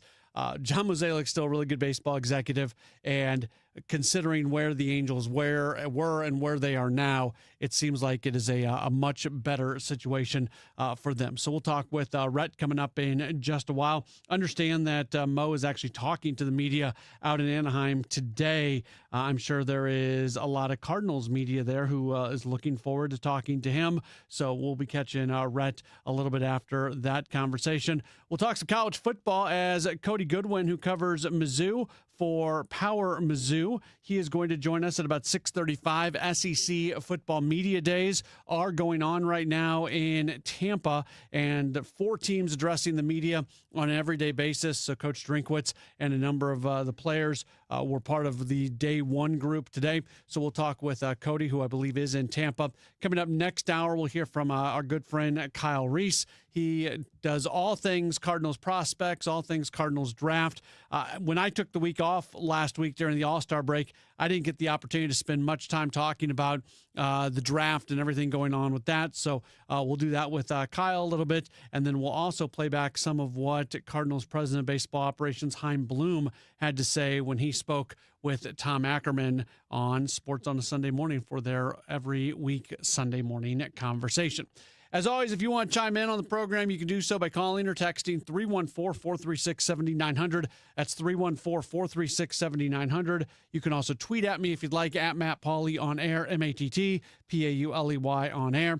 And if you want to leave us a text message or if you want to send a tweet at me, did I get them all? The video one. I'm going through my head. I'm like, wait, I mentioned the phone call. I mentioned the text, mentioned the tweets. Yeah, if you are watching on the video stream, you can leave a comment in the chat, and we will get to some of those messages as we do go along through the course of the evening. We've talked about it a lot. I don't know what I can add. Yesterday was a really bad day for the Cardinals. Really bad days for the Cardinals with that loss. And the good thing about baseball is you play every day. So yesterday's game gets to get put in the proverbial rearview mirror very, very quickly. Maybe not as quickly as you would like. Maybe this is the day that you wish you were out on the East Coast and you were playing a game that was starting at 5 o'clock Central instead of 9 o'clock Central. But all things being equal, they'll play baseball tonight, and you can probably expect a better performance than what they did yesterday. Yesterday was frustrating. Yesterday was I don't know. Yeah, I'm very good at being a prisoner of the moment. I'm very good at, feeling the emotions of the moment and having a hard time being able to compare them to how I was feeling at another moment. But there was the game that the Cardinals lost against the Padres on the last at bat. That was a really, really tough loss. There was that Brewers game where Dustin May had a no-hitter, what was it, through 7, and they end up losing that game at the end. So, I mean, there's been some bad losses this year. Those are more like moments that are bad and how they end. Yesterday, from a totality standpoint, the fact that they got out to a 7-0 lead and then they still were not able to find a way to win that game, and they've not lost a game that they've won by 7 in quite some time. It's been a while since they've blown a 7-0 lead. So it was a really, really disappointing day. Now, we've talked about this a bit. I don't know if it was actually when I was on with the DGS earlier. We can look at the way the Cardinals have been playing over the last month and a half, and we can start to say, hey, this thing's sort of trending in a direction that is not a direction that you want it to trend in. And that's a very valid thing. They have not won as often really since June started as you would have liked them to have won. Okay. We're not running. Those are facts. Like, I'm not going to run away from the fact of the matter. And that is and I think Bernie mentioned during not Gas House game, but Redbird Rush Hour, that they've only won 7 of their last 17 series. So this is a trend that's been going a little bit in the wrong direction here for a while. Now, it wasn't a severe left turn. Their high water mark was 9 games over 500. Right now, with their current record of 51-47. They're 4 games over 500. So during this period, going from their high water mark of 9 games over 500 to where they're at right now, they have lost, 5 games against 500? So that's not like this major jumping into, diving into a cliff and not being able to come back out of it. But there has been some regression, right? There's been regression. They've not played as good a baseball as you would like them to have played. They've had good moments. The 2 series wins against the Atlanta Braves here recently. Those were really, really good moments. They don't match up well against the Brewers. So for some, and I think kind of myself included, if they don't play well against Milwaukee, I sort of throw that out. And then we had all the weird things that were happening during that 5-game, 4-day series against the Brewers where Schuster's getting called up and Zimmerman's getting called up and they didn't have any pitching, like just all this wacky stuff. So when they lose 4 out of 5 there, especially coming off a series against the Cubs that they won 2 out of 3, like it's been a roller coaster. It's been a roller coaster. That's the point that I'm trying to get to. This is somebody wants to tell you that this thing is just falling off a cliff and this team is playing horrible baseball. That's not the case. When you go back through their last handful of series, they lose 2 of 3 to the Diamondbacks. They should have won 2 out of 3. They should have won yesterday. Before that, they win 2 of 3 against the Braves. Before that, it's the Brewers series. They lose 4 of 5. Before that, they win 2 of 3 against the Cubs. Before that, they take 2 of 3 against the Braves. So that's their recent history. So it's not something where they've just completely lost themselves. But the longer trend going back 5-6 weeks tells you that they're not playing as good a baseball as they were earlier in the year. And that is an issue. And it's something that they do need to get fixed at some point in time because they are now openly talking about the fact that they want to be a playoff club. Oliver Marmol has said out loud that he wants this team to experience the playoffs. That is something that this team is talking about. So if they're talking about it, we're talking about it. They want to be a playoff team. If they want to be a playoff team, they can't lose games like they lost yesterday. Yesterday is a game you can't lose because of the way you lost it. It wasn't like you were up 7-0 and then all of a sudden the Diamondbacks just started hitting home run after home run after home run after home run. There was a home run. There was a Nolan Arenado home run. That was a very big hit. But there was also Jose Fermin just misplaying a ball out in left field. And yeah, it went as an inside the park home run, but it was a play that was largely because of Fermin making a bad decision on how he wanted to play that ball. There's Brian Torres getting too far off of first base in the worst possible moment and getting doubled off when you had a runner at first and third situation in the 10th inning. I mean, there's a bunch of things there. And that is what makes yesterday so disappointing. I mean, I think if all of a sudden the Diamondbacks just would have turned it on and would have just battered the Cardinals, that'd be one thing. But the way that went down, some bases loaded walks in there, that's incredibly frustrating. There was just a lot of frustration, rightfully a lot of frustration from the from fans on what happened yesterday. If you weren't frustrated with yesterday's performance, I don't know what you were watching, because that was something that was, you just don't want to see that play out very often that way.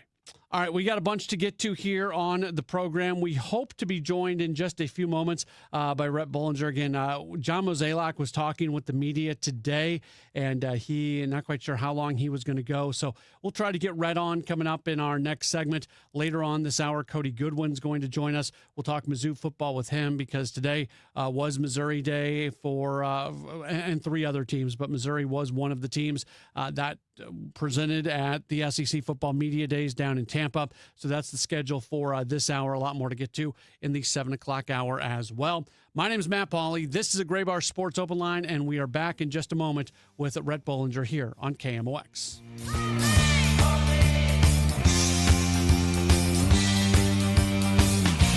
Listen up, everybody. You think you know who's going yard today? Well, FanDuel is giving you a free chance to prove your baseball expertise with Daily Dingers, and this is how it works. You make your pick on who's hitting a home run. If you're right, you get a profit boost to use on your next bet for a shot at extra winnings. So now, when your favorite superstar knocks it out of the park, it'll feel that much sweeter. Daily Dingers is free to play, and you can lock in a pick every day of the MLB season. That's why FanDuel is the home for home runs. Go to FanDuel.com/Missouri, FanDuel.com/Missouri to play Daily Dingers and make your free pick on who's hitting a homer today. This is your chance to call your shot on FanDuel, official partner of MLB. Must be 21 or over and present in Missouri. No purchase necessary. Opt-in required. Bonus issued as non-withdrawable profit boost tokens. Restrictions apply, including any token expiration and max wager amount. See terms, sportsbook.fanduel.com. Gambling problem? Call 1-800-GAMBLER. New Game Plus with Oxy makes your laundry smell incredible and fights stubborn smells, like the ones your dog Biscuit brought into your freshly made bed last night. But you washed that all away with Game, and now you're drifting asleep to the scent and sound of waves. Ah, no, that's the dog licking your ear. Biscuit. It just might be our greatest scent ever, now with odor-fighting power. New Game Plus with Oxy. This is the story of the one who keeps multiple buildings running smoothly day after day. Plumbing that flows, HVAC that hums, cleaning supplies that keep surfaces sparkling. That's why she counts on Grainger. With easy reordering online and 24/7 support, Grainger helps her keep the products she needs on hand. So shelves stay stocked and buildings stay ready. Call 1-800-GRAINGER, click Grainger.com, or just stop by. Grainger, for the ones who get it done. For State Senate, I like Mike. Mike Deering knows what a hard day's work looks like because he's done it his whole life. I like Mike. He's a dad. He knows what our families are up against. Mike Deering's a businessman. He knows what red tape actually costs. I like Mike because Mike Deering stands with President Trump. Secure the border, cut our taxes, put Missouri first. I'm Mike Deering. Career politicians spend more and tax more while your family gets squeezed. I'll lower your taxes, keep your money in your pockets, and cut government waste so deep it'll make the politicians squeal. Mike Deering, farmer, small business owner, dad, conservative. I like Mike. I like Mike. I like Mike. For State Senate, I like Mike. Mike Deering. On Tuesday, August 4th, vote Republican Mike Deering for State Senate. Make common sense conservative leadership common again. Paid for by friends of Mike Deering. Megan Kaiser, Treasurer. What do parents think of back to school at Staples, where supplies start at just 25 cents? Staples has the latest laptops with up to 40% savings. I may hug the cashier. So embarrassing. It's the most wonderful time of the year. It's a wonderful time at Staples with up to 40% off select tech. Staples. That was easy. Visit Staples today or shop online and in the app. Ends 9/12. Exclusions apply. I'm John Morgan of Morgan & Morgan. Last year, more clients hired Morgan & Morgan than ever before. We now have more offices, more staff, and more lawyers than any other injury firm in the world, protecting America, fighting for you. Visit forthepeople.com for an office near you. Relive the magic of the 1904 World's Fair when the heartwarming hometown favorite Meet Me in St. Louis returns to the Muni stage August 6th through 13th. Sponsored by Commerce Bank and Commerce Trust Company. Your seats are waiting at muni.org. All access with Ollie Marble on the Gas House Gang. I show up every day looking forward to what's next for this group. This group fits my personality to a T. I love what we're doing. I love how we're going about it. I love the honest conversations. I love the grit. And there's been certain times where I've caught myself where bases are loaded, our back's up against the wall, and I can't help but smile. I show up every day looking forward to what's next for this group. Ollie Marble, Tuesdays at noon on KMOX. Built on a century, focused on today. The voice of St. Louis, KMOX.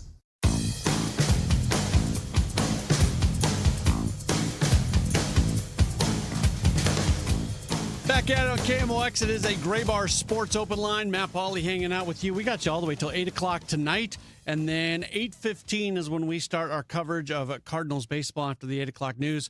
Cardinals and Angels opening up a 3-game series against each other tonight. The pitching matchup, the Cardinals will have Kyle Leahy on the mound. He's been pretty good here recently. Jose Soriano is going to be on the mound for the Angels. The right-hander comes in with an 8-6 record and a 3.49 ERA. I don't lie to you very often. When I do lie to you, it's not done on purpose, but I lied to you when I went to break. Told you we'd be joined by Rhett Bollinger, who covers the Angels for MLB.com. He just let me know during the break they've got some media availabilities. I even said to you that John Mozeliak was scheduled to talk to the media in Anaheim and that we would be talking with Rhett after that took place. Well, tonight's game is also on national TV. It's a national TV ESPN game, and I guess they held on to some folks a little bit longer, so everything else got delayed. So all that being said, we are not going to have Rhett Bollinger on the show tonight. Hopefully we can have him on at some point in the near future to talk through what's going on with the Angels under John Mozeliak, because I find that to be very interesting, just the way that's going to play out, because I don't get the sense that Mo wants to be in that everyday chair for years and years again, like he was with the Cardinals, where it's 100+ hour work weeks. You're never turned off. You never truly get a vacation. You never, like, if the phone rings on Christmas Eve and somebody wants to talk to you, well, you're going to talk to them. There is not that opportunity to ever have a day off.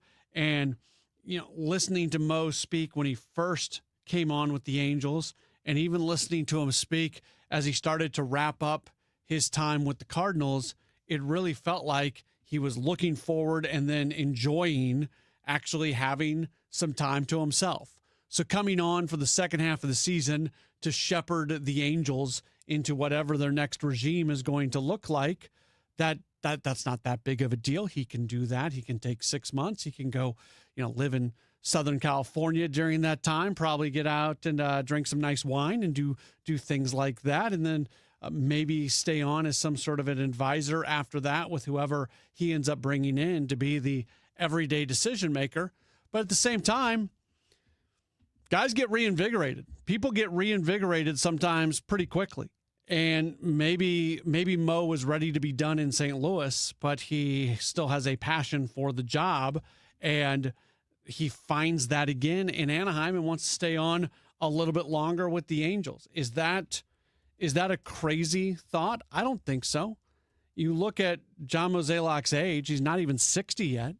So he's still a relatively young man when you think about this business and people who are in this business for a very, very long time. So I don't know. I don't know what it's going to look like.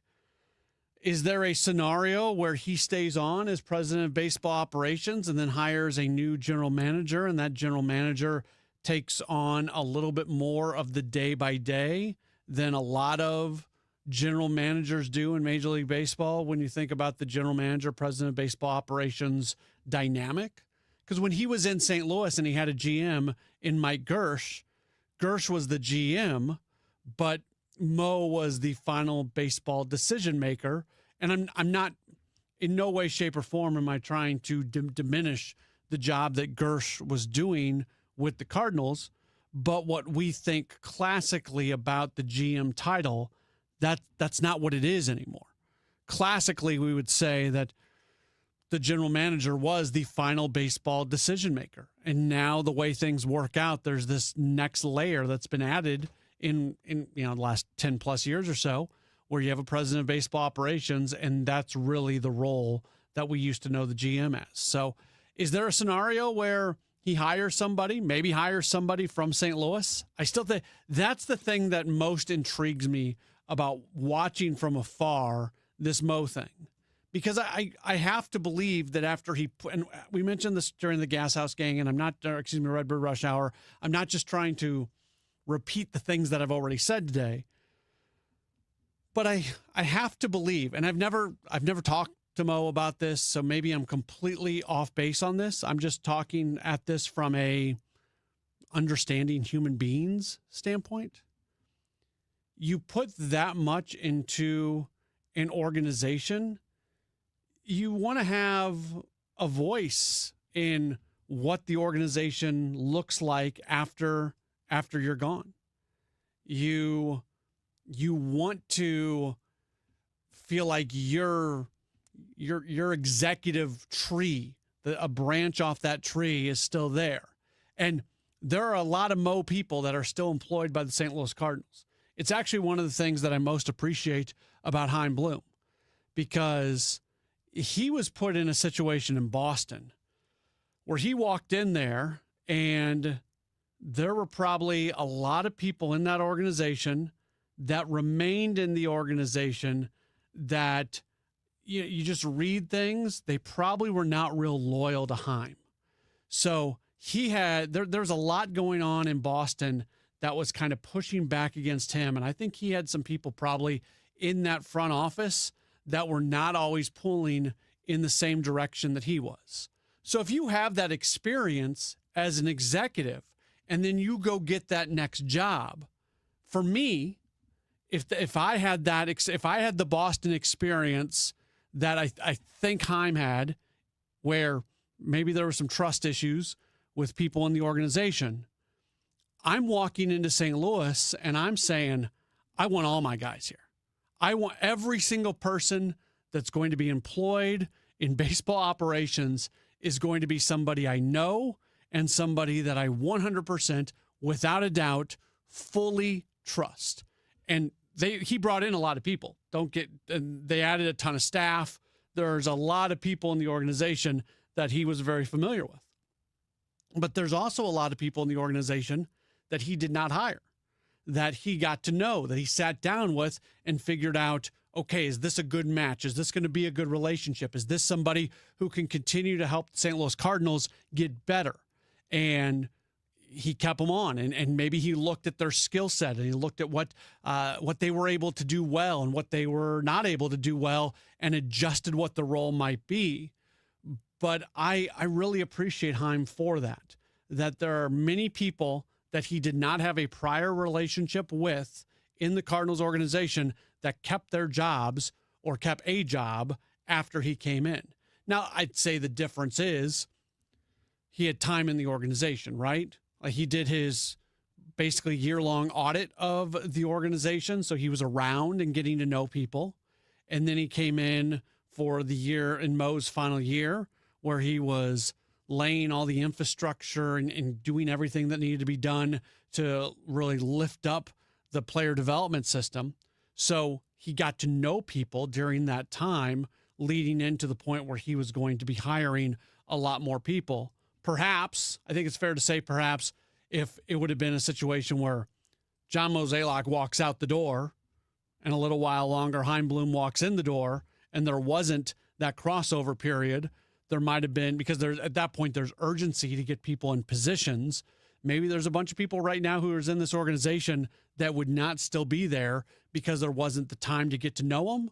So that might be another one of the benefits for the way the Cardinals went through that plan of having Mo stick around for 1 year while Chaim had already been named the next president of baseball operations. We will take a break. When we come back, we're going to switch gears in a pretty big way as we're going to talk some college football. SEC Football Media Days going on right now in Tampa. Cody Goodwin covers Mizzou football for Power Mizzou, and he joins us coming up in just a moment. This is a Gray Bar Sports Open Line on KMOX.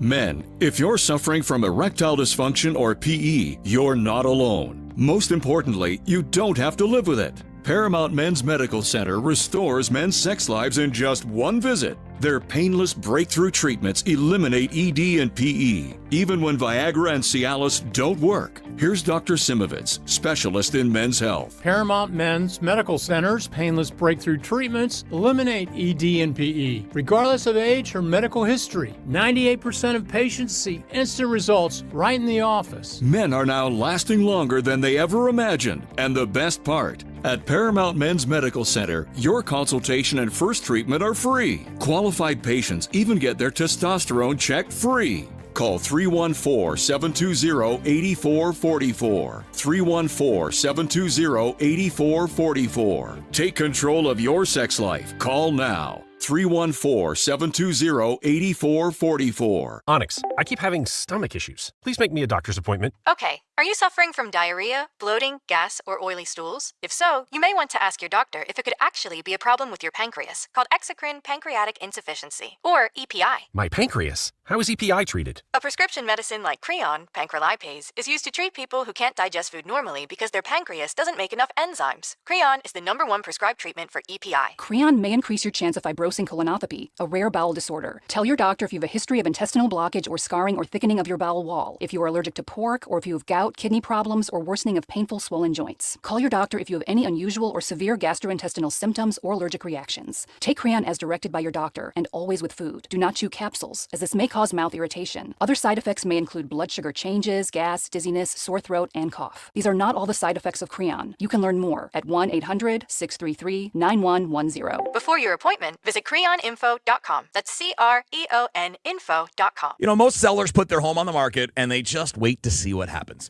Well, I'm Kevin Wheeler, and I'm here with Gloria Liu with Your Home Sold Guaranteed Realty. And Gloria, is there a better way to sell? There is. Instead of listing your home the traditional way and hoping for the right buyer, I can get you up to 8 competitive cash offers right from the start. That means you're not guessing what your home might sell for. You're looking at the real offers and choosing the one that works the best for you. It also helps you to set the right price and create stronger demand if you decide to go to market. It gives you control, leverage, and a clear path forward before you accept just any offer. And remember, I'll guarantee to sell your home at 100% of the market value, or I'll pay you the difference. Before you sell your home, see what your options are. Call the one that I trust. That's Gloria Liu, 314-325-6888, or visit GloriaHasTheBuyers.com. That's GloriaHasTheBuyers.com. Gloria and seller must agree on price and possession. Let's take a break. Good idea. Hey, Tom, what are you doing on that Amendment 4? You know we fought for our freedom and rights. I'm not giving them away without a fight. 4 takes them? That's exactly what 4 does. For over 100 years, Missouri voters have used our constitutional power to act when the politicians refused. I'll be darned if I'm voting to pass on less freedom and power to my kids. And doesn't 4 kill majority rule? Yep, creates minority rule, where just 5% of statewide voters in one district can block any citizen-led reform, making it nearly impossible to pass citizen-led ballot measures. That's just dumb. And when the politicians refuse to act, we've used citizen-led ballot measures to pass some big stuff, like lobbyist reforms, term limits for career politicians, and outlawing tax hikes without voter approval. I'm not surrendering my power and rights to a bunch of politicians and lobbyists. I'm no on Amendment 4. Hard no on 4. Pay 4 buttons or inch, prepare governance. If you're having a major project done at your house, it can be a long process. It can be kind of tedious or frustrating, and hopefully, though, when it's all done, you can stand back and look and think, oh my gosh, this is an incredible improvement. Sometimes it doesn't work that way, though, if you choose the wrong company. That's why I'm telling you that if you're thinking about a major project in your outdoor space, even a minor project, call Chesterfield Fence and Deck, because Chesterfield Fence and Deck is the sign you have the very best. They only use the highest quality products. They have their own installation crews with years of experience. That is extremely important. And Chesterfield Fence and Deck has been around for 58 years, a quality company, and they offer value. They're not going to be your cheapest bid, but they're going to be the best, and it's going to last for years to come, so you can stand back and think, money well spent. They'll offer you 48 months interest-free financing if you mention me, Debbie Monterey. Stop by and visit them, or visit them online right now at chesterfieldfence.com. Chesterfield Fence and Deck. Today, the Cards, the Angels. Ameren Total Access 8:15. First pitch 9:10. Cardinals Radio. 104.1 FM KMOX.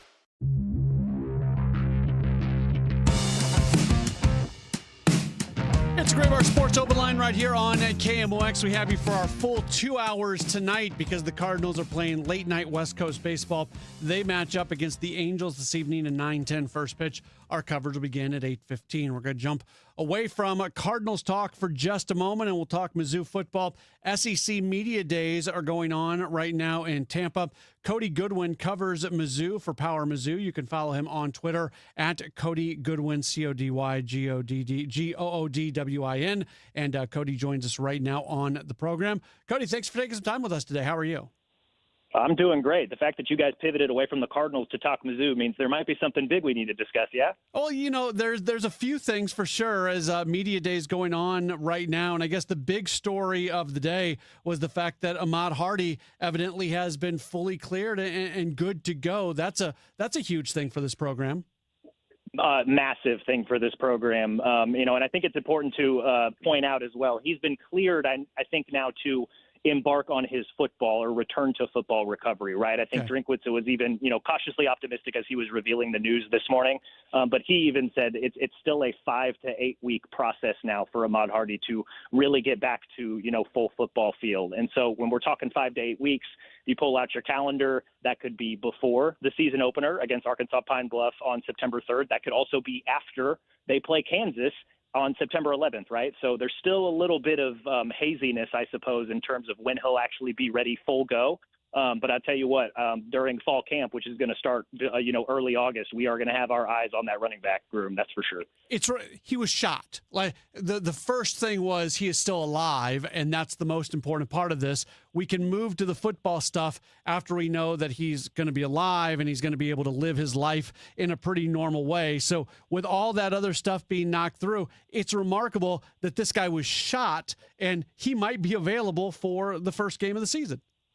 Oh, it's absolutely remarkable. And then when you consider the fact that Drinkwitz even allowed earlier today that, not only was he shot, but the bullet hit a bone and there was some reconstructive surgery initially. And it's a remarkable story of, that's still being written, obviously. But, all indications suggest that Ahmad Hardy is going to be back playing football, perhaps early in the season, but absolutely during the thick of SEC play when Mizzou begins that portion of their schedule at the end of September. So it's remarkable. It's an amazing piece of news. And, obviously the first thing is, hey, Ahmad Hardy's good. He's okay. But now the fact that he's going to be playing football in the SEC this season, I don't know that words can describe exactly how amazing it is. What kind of expectations does this program have for themselves internally? Because last year they probably didn't reach them. They've been on an incredible, multi-year run going into last year, and some injuries really got them. But when they look at this season, where do they want to see themselves? I think this is a team that wants to give themselves a chance to play meaningful games late in the season, right? And so, what does that mean? You look at, the 12-team playoff that has kind of expanded the field of teams that are, in the thick of the playoff race, so to speak, near the end of the season. And we're talking, November. And so what do you have to do to position yourselves to do that? Well, in Missouri's case, you probably need to get to November with no more than 2 losses. And even then, if that's the case, you're kind of, walking a tightrope in terms of playoff contention with 2 losses before November. However, if you can get to November with 1 or even 2 losses, you get 3 of your final 4 games at home, but you also get matchups against Texas, who's presumably going to be the nation's number 1 team this season. You have to go to Georgia. The SEC goes through Athens, whether we like to admit it or not. And then they finish the season with Oklahoma. That's a returning playoff team last season. So if they have 2 losses going into November, there's an opportunity there for them to kind of recoup some goodwill when it comes to playoff contention, so to speak. But it also puts them in a position to perhaps make a true playoff push. And if Missouri can do that going into November, if they can kind of give the fans a real reason to believe and give themselves, a chance to truly make a push, I think they'll be pretty happy with how this season goes. And we've said this for multiple years when you look at the SEC schedule for the team, and they play Texas, they play Georgia, they play Texas A&M, they play some of the biggest teams in the league and the teams that have highest expectations. But it also does feel like it is an opportunity to accumulate some wins if they can put together a season like they would want to have. Yeah, because accumulating those wins is something that Drinkwitz has struggled with over his Missouri tenure, right? I mean, you look at last season. Last season was maybe a more exaggerated or stark example of it, but they went 8-5. They did not beat a team with a winning record all year. And, they ended up losing to some pretty heavy hitters, right? Alabama made the playoff. Texas A&M made the playoff. Oklahoma made the playoff. Vanderbilt won 10 wins.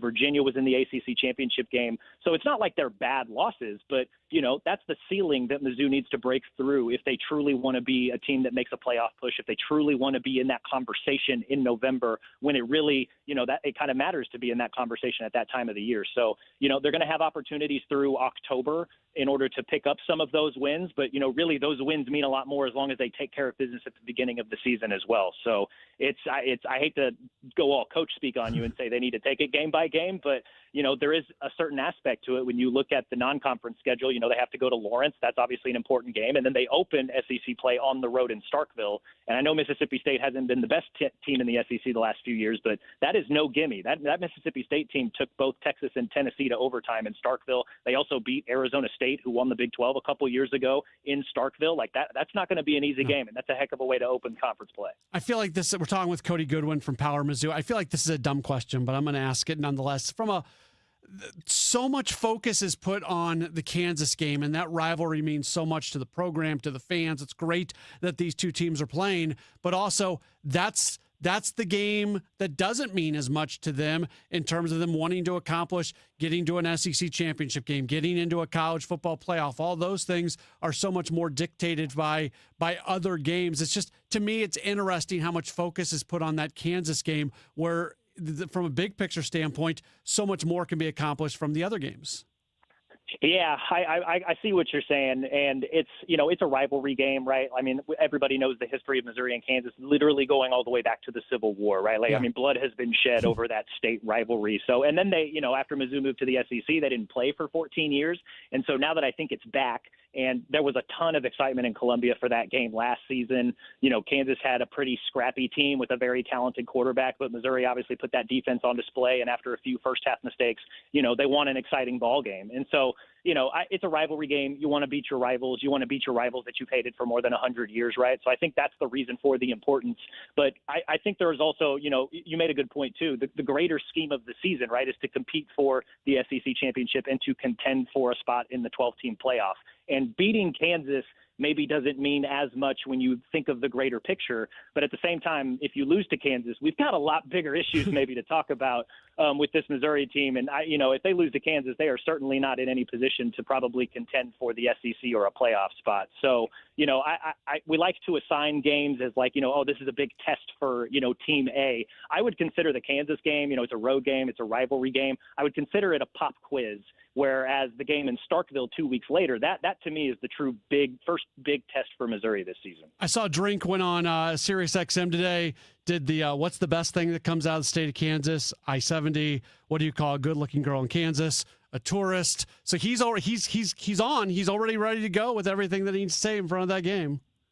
Oh, yeah, 100%. I think he even went a step further, and, this might be sore subject in St. Louis, but he poked fun at both the Rams and the Chiefs because both of them, the Rams obviously left the state and the Chiefs are in the process of leaving. And, he kind of planted his flag and said, hey, like, we're Missouri's team. We're the state's team. Come support us. This is what we do here, right? We're not leaving. We're not going anywhere. So, there's a lot of pride when it comes to the fact that, they're Missouri and they're also Missouri's team. Is there any pressure on him right now? He got the extension. It feels like if he ever wanted to leave, there'd be an opportunity out there for him. How do you assess any type of pressure that actually exists for him in this season?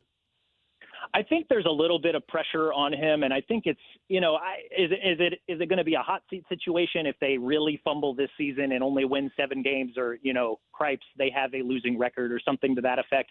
That might change the conversation going into off season next year, and we'll cross that bridge if we get there. But I think the pressure on him this year is that for the first time, I think since he's been at Mizzou, he finally got the quarterback that he ID'd and wanted to go after in the transfer portal, right? Mm-hmm. Like, this is a guy the last few years that did everything in his power to recruit over Brady Cook. He was able to get Jaden Daniels, the future Heisman winner, on campus, couldn't close the deal. Same thing with Fernando Mendoza, another future Heisman winner, couldn't close the deal. This was, this offseason, very first day the portal opened, Missouri identified Austin Simmons as their guy. They went and got him. And not only did they go get him, but, they had to make some staff hires this offseason as well, since Kirby Moore left to go to Washington State. So they brought in Chip Lindsey, who has a history of quarterback development with guys like Drake May and Bo Nix and Jarrett Stidham and Nick Mullins, but then also went and got Garrett Riley, former offensive coordinator at Clemson, at TCU, at SMU. He was the Broyles Award winner as the nation's top assistant coach. He helped TCU get to the national championship game not too long ago. So, not only did he ID his quarterback and go get him, but he also surrounded him with a coaching staff that in theory is going to get the most out of him. And so I think that's where the pressure is. It's like, hey, man, like, you finally got your guy. It's a really talented quarterback. Can that elevate your offense to the point where you can win some of these big games? And if they can't, then they probably need to reassess some things, or, we'll cross those bridges when we get there. But if they do, then it's like, okay, now he finally got his dude. He got his dude in place, and it worked out the way he thought it would. That maybe changes the trajectory of Mizzou moving forward. Last thing for you, I've seen griping about SEC football media days being in Tampa. What say you? Good site or not a good site for this event?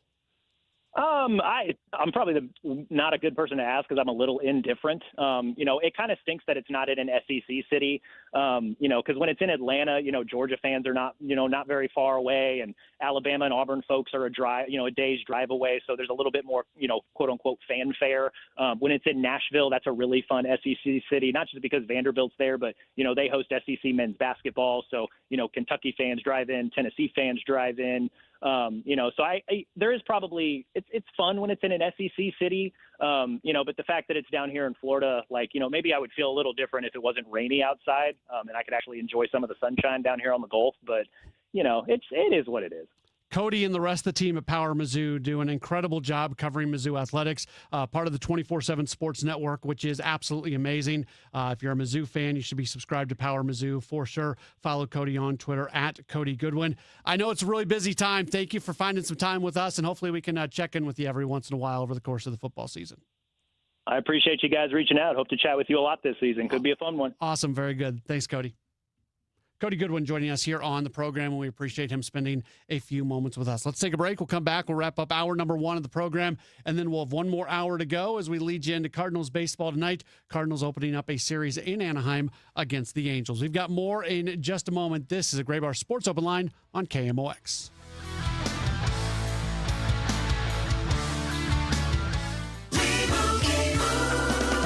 Doug. Hot dog! Get your hot dog! Customize and save with Liberty Mutual. Hey, what are you doing? I like your method. Direct. To the point. A little loud, but... Listen, people don't buy car insurance the same way they do hot dogs. Not yet, but both are customizable. Popcorn! Get your popcorn! Hey, this is a hot dog area. And customize and save area. Get a quote at libertymutual.com or with your local agent. Liberty, liberty, liberty, liberty. Summer is officially here, and that means the family internet, it is working overtime. All our lives are always online, and that's why I rely on i3 broadband. Traditional cable just can't keep up, but i3 delivers 100% true fiber directly into my home for ultra smooth, reliable performance. Plus, they're a local provider that actually treats you like a neighbor. Skip the fake fiber. Head over to i3broadband.com/radio today or call 866-806-5485 to upgrade, because life runs better on fiber, and i3 broadband is here for you. Get ready for a night back with legendary hits and non-stop energy. Brian Adams is bringing the Roll with a Bunches tour to Enterprise Center Friday, July 24th. Hello, this is Brian Adams. Sing along to the classics as Brian Adams delivers an unforgettable night of rock anthems. Plus, special guests Pat Benatar and Neil Girardo. Brian Adams, July 24th. For more info, KMOX.com/events. The financial industry is getting rich on baby boomers. Don't be their next victim. Find out the truth of what's really going on in the retirement industry. Join Greg Ayler Saturdays at 1 on Fire Your Financial Advisor. Let me tell you something about insurance. When you sign your insurance policy, for some brokers, that's the finish line. Handshake, commission, done. Then you may not hear from them again until it's time for renewal. But your business runs all year, so do the gaps and the risk. So go to Supersure.com. If your company has more than 25 employees, whether you're the owner, CFO, or HR manager, it can be too complex to just go buy a policy online. Supersure is the super agency built for you, licensed in every state for your business insurance and employee benefits, all with year-round support for you and your team. At Supersure.com, you can access tools like fine print facts. It'll translate your current policy into plain English so you see what's covered and what's not. Plus a business value calculator so you can estimate what your business is worth so you know what actually needs protecting. Go to Supersure.com. One super agency, one powerful platform, all your policies in one place. Supersure.com. That's Supersure.com. Paid for by Supersure Insurance Agency, LLC, a licensed insurance agency. You work hard, follow the rules, and get absolutely slammed by taxes. Your paycheck taxed, your property taxed, everything you buy taxed. Missouri's tax system isn't broken, it's rigged against you. The lawyers and lobbyists working for big corporations and the super rich buried over 200 loopholes for themselves in our tax code. While they pay nothing on the services they use, working families are taxed over and over. It's no wonder they're lying about Amendment 5. Our corrupt tax system is rigged in their favor. They're getting a free ride on your back. Don't believe their lies. The truth is, Amendment 5 closes loopholes exploited by the super rich and slashes taxes paid by Missouri's working families, phasing out income taxes and cutting property taxes. They finally pay what they owe while you keep what you earn. Vote yes on Amendment 5. Paid for by Missouri Promise PAC. I got my first real six-string. Bryan Adams. Roll with the Punches Tour 2026. A night full of hits. Live this Friday at Enterprise Center. With special guest Pat Benatar and Neil Giraldo. Get tickets now at livenation.com. Broadcasting from the Scott Credit Union Studio, 104.1 FM KMOX. Welcome back to the Gray Bar Sports Open Line. Once again, Matt Pauley on KMOX. About 2 minutes left here in hour number 1 of a Gray Bar Sports Open Line, but we have a full 2-hour program today, so that means we've got more coming up in the 7 o'clock hour on the show at about 7:05, so just after the 7 o'clock news. Kyle Reese is going to be with us. We'll talk with him about the Cardinals, what they did in the draft, and also go through some prospect news. We'll talk through Brandon Clark hitting 103 miles per hour.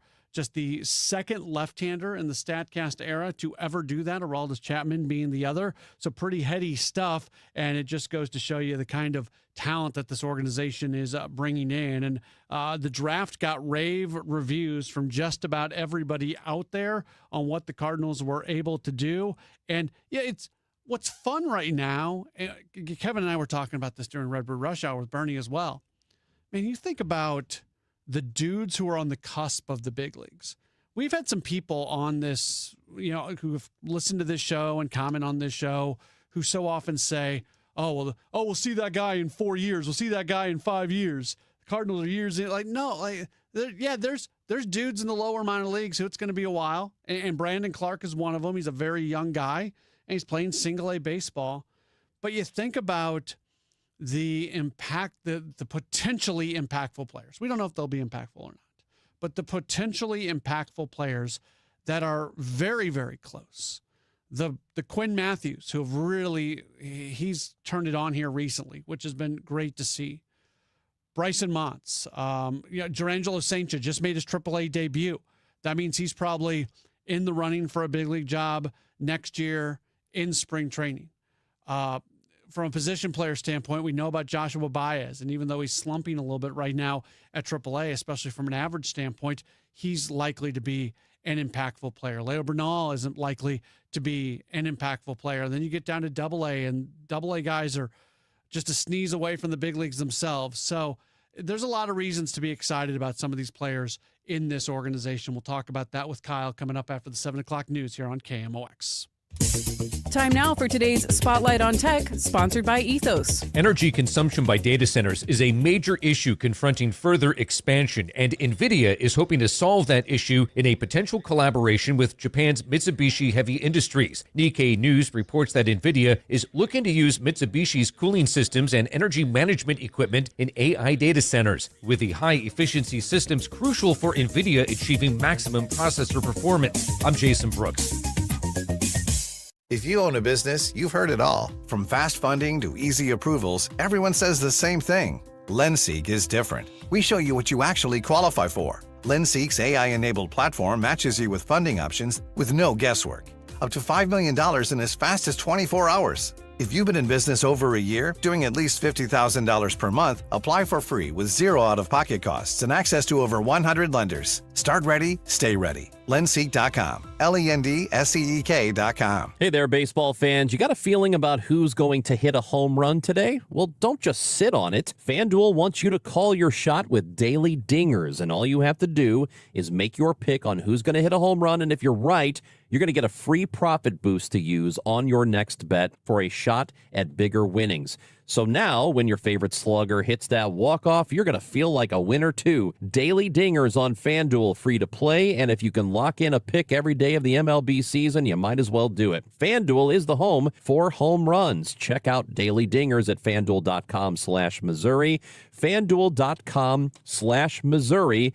Big hits can mean bigger winnings on FanDuel, an official partner of MLB. Must be 21 or over and present in Missouri. No purchase necessary. Opt-in required. Bonus issued as non-withdrawable profit boost tokens. Restrictions apply, including any token expiration and max wager amount. See terms at sportsbook.fanduel.com. Gambling problem? Call 1-800-GAMBLER. Attention all dog owners. If you have ever listened to the radio or TV for any length of time, you've probably heard of America's #1 dog supplement, Rough Greens. Greetings, naturopathy Dr. Dennis Black, Amazon best-selling author and founder of Rough Greens here. And if your dog suffers from bad breath, itchy skin, licking paws, joint pain, or low energy, the truth is their food is probably to blame. You see, all commercial dog food is dead food. That's why I created Rough Greens. One daily scoop gives your pup the live vitamins, omega oils, probiotics, and enzymes that will bring their food back to life. Don't believe me? Let your dog try it before you buy it. I'll send you a free Jumpstart trial bag, risk-free. You just cover the shipping. Go to roughgreens.com. That's RUFFgreens.com. Use discount code NEWS. Don't wait. Give your dog the gift of vibrant health. Order now. It'll be at your house in a few days. Go to roughgreens.com. That's RUFFgreens.com. Discount code NEWS for your free Jumpstart trial bag today. Rough Green. We make any dog food better. The trusted voice of St. Louis. KMOX AM St. Louis. KMOX FM Hazelwood. Always live on the free Odyssey app. ABC News, I'm Stephanie Officer. A memorial service in Ocean Springs, Mississippi today for Nolan Wells, the 18-year-old who died after a July 4th boat trip. Wells' mother, Christine Wansley, spoke at the service. Your absence has left an emptiness that can never truly be filled. A piece of our hearts will always be missing. A new round of severe weather moving toward the Midwest and East Coast. Parts of the upper Midwest facing the threat of damaging winds and possible tornadoes. ABC meteorologist Ginger Z on rough weather in Utah. More than 400 severe storm reports since Friday. In Beaver County, Utah, monsoon thunderstorms dropping up to 1.5 inches straight on the recent Cottonwood burn scar, triggering flash flooding. The murky, blackened waters carrying the wildfire's remains. A Connecticut dog named Bella got a legislative honor for shielding a little boy from a charging bear July 4th. Bella will also get a steak as a bravery reward. This is ABC News. Across the pond, Andy Burnham has officially been sworn in as the new British Prime Minister. I know people at home are fed up with politics. I hear you, and I want to be honest with you. We have not been good enough, and we need to be better. He's the country's 7th leader in the last decade. There was no Labour leadership contest. There was no general election. He was brought in by the Labour Party because he seemed to have the charisma that Keir Starmer lacks. But he was mayor of a major city in Britain, but he's reasonably untested, especially on the international stage. He comes to Downing Street with wars in Iran, in Ukraine, in Gaza, and of course having to navigate that difficult relationship with the President of the United States. ABC's James Longman. Southeastern Conference Commissioner Greg Sankey says the SEC is having serious conversations about breaking away from the NCAA. He says school presidents are frustrated over things like new eligibility rules and transparency around player payments.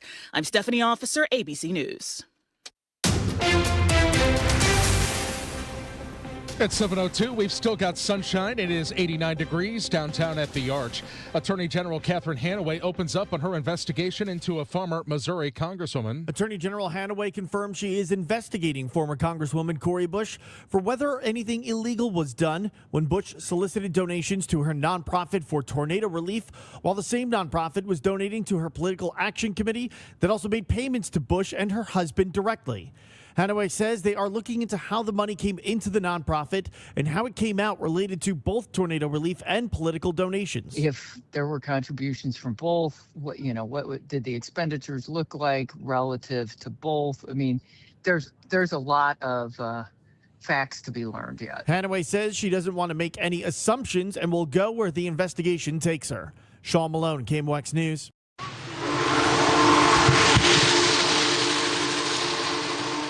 It took less than a minute for Big Boy, the world's largest operating steam locomotive, to pass hundreds of people along its whistle-stop tour. Maria Kina right there in the St. Louis area along the tracks as history passed by. How long have you been out here so far? Feels like 5 hours. But really? Like probably an hour maybe. Have you ever seen Big Boy before? I have not. Are you a train fan? You could say so. Well, it's the first time I've ever seen Big Boy, so it's a nice experience, I would say. Are you a big train fan? My grandpa was, so I would say I am. I have seen pictures, nothing in person though, so I think the in person is more fun than the actual pictures. Definitely a lot of American history, definitely something to be proud to be a part of.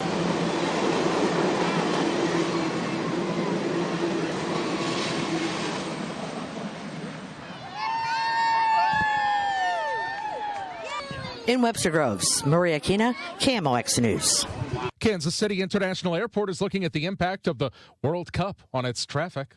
The airport had a record number of outbound travelers on July 12th, with 24,266 people. That breaks the previous record of 23,678 set May 18th of this year. The airport says the World Cup contributed to multiple high-volume days there. Sue Danielson, Missouri Net. Oberweis opens up a new ice cream shop in Glen Carbon. The shop opened on Friday at 2443 Troy Road, the sixth location in the St. Louis area. The first store to be opened on the Illinois side, as well as the first move by the brand since Oberweis was acquired by the Hoffman family of companies in 2024. The forecast overnight, clear sky, low 78 degrees. For tomorrow, sunshine, hot, humid, some spot storms too, and a high of 95. Spot storms into tomorrow night. Winds turn to the north, low 71. And for Wednesday and Thursday, partly sunny and a lot less humid, a lot cooler. Should be nice, says Dave Murray. High both days of 84. Right now, downtown at the Arch, we've got sunshine. It's 89, but the feels like is 93. I'm Michael Calhoun, KMOX News. Welcome back to the Gray Bar Sports Open Line. Once again, Matt Pauley on KMOX.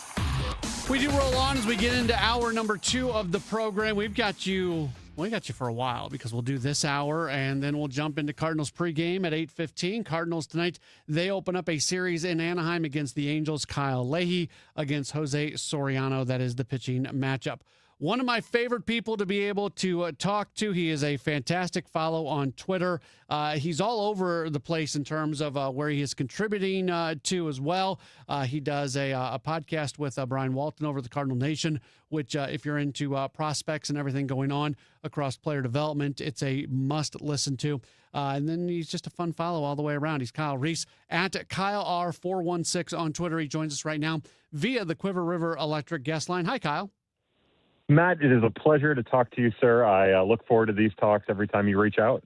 I'm glad that you said yes, and I was out last week. I took some time off for the All-Star break, so I haven't been able to, on this program specifically, really dive in too much into the draft and what took place. And really, there's so much going on in player development, and we've seen some promotions lately here that are notable. So many places for us to go. Let's start though with the draft. Just from a really general standpoint, it seems like industry-wide, the Cardinals are getting rave reviews for what they were able to do in the draft. Do you agree with those? I couldn't agree more. I tend to I try my hardest to be as objective when it comes to these matters as possible, but it's hard not to get excited about all of these draft picks from rounds 1 to round 20, but specifically the day 1 guys, rounds 1 through 4. There is a tremendous amount of versatility and a tremendous amount of widespread talent of different varying kinds in this group. And I found myself with each and every pick, specifically in day 1, getting more and more excited and feeling more and more like the Cardinals scouting staff and player development staff had accomplished something that was maybe a little bit special, or at least has the potential to be special, because, of course, you just never know how the Major League Baseball draft is going to turn out. What is happening in the draft now that maybe was not happening in the draft when the prior regime was in place?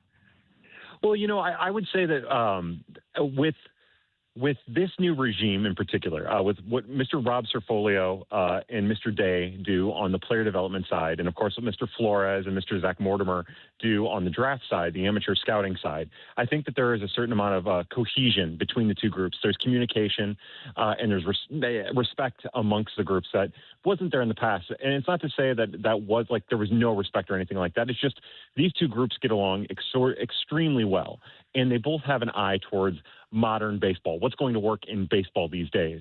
So one thing that sticks out is, entering maybe 3 years ago, what we would see under Mr. Gary LaRocque, who ran the Cardinals farm system, there would be an urgency or an interest in getting pitchers specifically who threw strikes and kept the ball on the ground without much of an emphasis on big fastballs or the ability to strike people out. And as we've seen in Major League Baseball, and as we've seen with the Cardinals, quite honestly, over the last couple of years, that just doesn't work the way that it used to. The bats in Major League Baseball are too good to combat the sinker that rolls bats over. So, and with this class in particular, with the last class, the 2025, and then we started to see some of this in 2024, the Cardinals have definitely started to seek out pitchers with big fastballs that'll play in both a starter role and a bullpen role if they make it to the majors in that capacity. And they also highlight interesting release characteristics. You know, I know the old school fan doesn't really get into vertical approach angle or anything like that, but basically the gist is they all throw the ball from an interesting angle that helps the fastball play up and helps its movement profile seem even more wonky to hitters than it might otherwise coming from traditional angles. So they are definitely looking at that. And then the other thing that they did in this draft that's been a little bit different than other drafts is they highlighted and drafted some prep bats with big stuff and big athleticism to dream on. And of course, having extra picks allowed them to do that. But those are just a couple of things that stick out right off the top, including some really interesting hit tools with body and bat speed to build power on top of. One of those prep bats was their number one pick, going 13 overall. Trevor Condon, a high school outfielder coming out of the state of Georgia. He's already signed. He signed for just a little bit under the slot for that number 13 pick. There's been some comparisons to Pete Crow Armstrong on him. Is that a valid comparison? From a personality standpoint, 100%. Maybe what I mean by that is not some of the rougher around the edges parts of Pete Crow Armstrong's personality. I don't want that to come across. But he's a young man, 18 years old, who's very confident in himself. He's very confident in his abilities. He's also very, very charming. And he also is very, very dedicated to becoming a great baseball player. Those are the things that he has in common with what was a prep drafted Pete Crow Armstrong in 2020. I would say, of course, the main difference now, when Pete Crow Armstrong was drafted, there were some concerns that he might not ever get into power, and as we know, he's found his power. But that's kind of the same thing with Condon. I will say that thinking back on 2020 and comparing him to Condon now, I do think his Condon's bat-to-ball skills are ahead of where Pete Crow Armstrong's was in 2020, but I don't think it's as easy to envision the power surge. But the way that they play the game, kind of, hair lit on fire, never taking a play off, going about it every minute of every day, even behind the scenes, that is something that they very, very much have in common. It's just Condon, I would say, is just maybe a little bit more perceived, at least, to be down to earth and maybe more acceptable to a Cardinals fan base. The club had so many first day picks, which helped them in just the number of picks and also the pool money that they were able to be allotted because of that. Their second pick coming there between the first and second rounds was the Tennessee pitcher Tegan Kuhns. They seem to be they like what's coming out of the University of Tennessee, evidently, with what they've done recently. But he's another guy. Because he's a college guy, probably a little bit on the fast track. But man, this profiles as a guy who could be something special. Yeah, and he's still young. There's still plenty of muscle to put on him and plenty of projection to help fill out his frame. But this is, again, another big fastball. It's not 100-mile-an-hour fastball, but he lives in the 94, 96 mile per hour range. It has good release characteristics. But what he really does well that is kind of buried in behind his fastball is, other than throwing strikes, which he does really well, he knows how to use what I call the black of the zone, the outside of the zone. He knows how to use that really well, but he's also shown the ability to spin a couple of really interesting breaking balls. Most scouts agree that his slider is his best off-speed offering, and it's hard to argue that, but he did have success as the Tennessee season wore on, incorporating a curveball a little bit more and a little bit more and a little bit more, and in some instances it became his primary off-speed offering. So he has 2 breaking pitches along with at least an average, probably closer to above average, potentially plus with strength and conditioning fastball to add to at least 2 breaking pitches that are interesting and can be built up to minor league capable and thus hopefully major league capable at some point. But yeah, again, the through line here too is the Cardinals were very, very aggressive about drafting players that are driven for the most success that they can get. And I know that seems like a very generic statement, but Tegan Kuhns wants to be a winner. He wants to win a World Series. He wants to be the best pitcher on a pitching staff. And it's very clear when you hear him talk that that's his driving force.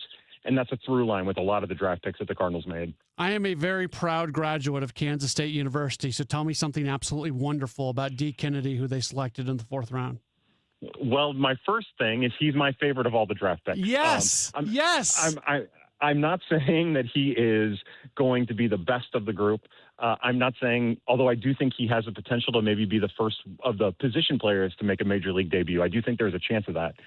But for me, D. Kennedy is just like a magical marriage of athleticism and baseball savvy and IQ and strength. And really the only knock on him and why he would fall to the 4th round of the Cardinals is that he has some contact issues, making contact in the zone specifically. But it comes with this weird trade-off where he flashes good pull side power, but also a good batter's eye at what pitches to swing at inside of the zone and outside of the zone. So, one thing that's been made of this draft pick of D. Kennedy is he had LASIK between his last 2 seasons in college, and that was part of why he jumped on the scene and had such a great 2026 season at K-State, was the LASIK surgery. But I think that we're just now seeing him get into the player he's capable of being. And just watching some of the strides that so many athletic hitters have made in the Cardinals organization during the 2026 season makes me believe that there's, you have the athleticism, you have the brains, you have the drive, and also a versatility all throughout the infield, which would almost certainly project throughout the outfield. He just has the makings of the prototypical, not like super utility player, but utility player at the major league level that outkicks his coverage, who outkicks his projections. And I cannot say enough about how exciting he is to watch, how fun he is to watch, and how smart he is when you hear him talk. 2 top 5 round picks have not signed yet, and they're both really, really interesting guys. 2nd round pick, Rocco Maniscalco. He's a high school kid out of the state of Alabama. Super young. It feels like they've signed a bunch of these under slot deals in an attempt to have money to sign him. Is that correct? That is correct. Yeah. My understanding, and I'm not one to have a whole lot of information, is there isn't much of a concern with signing Rocco Maniscalco, the incredibly athletic and talented and young and raw, certain shortstop. But they have been part of their selections. Part of what they did in the draft was in order to give him a pretty substantial bonus over his slot, which I think was right around $1.9 million or so. My guess or my understanding, however you want to take it, is it's going to be a little over. He's going to get a bonus a little over $3 million, maybe closer to 3.5, somewhere in that group. But you have to pay for this kind of talent. When you're talking about a kid who reclassified from the 2027 draft to be eligible for 2026, who is the youngest player in this draft and who is just tooled up beyond belief. And I have belief that Mr. Maniscalco has the ability to follow, and it might not mean much to the audience, but, Cam Collier was a first-round draft pick a couple years back by the Cincinnati Reds.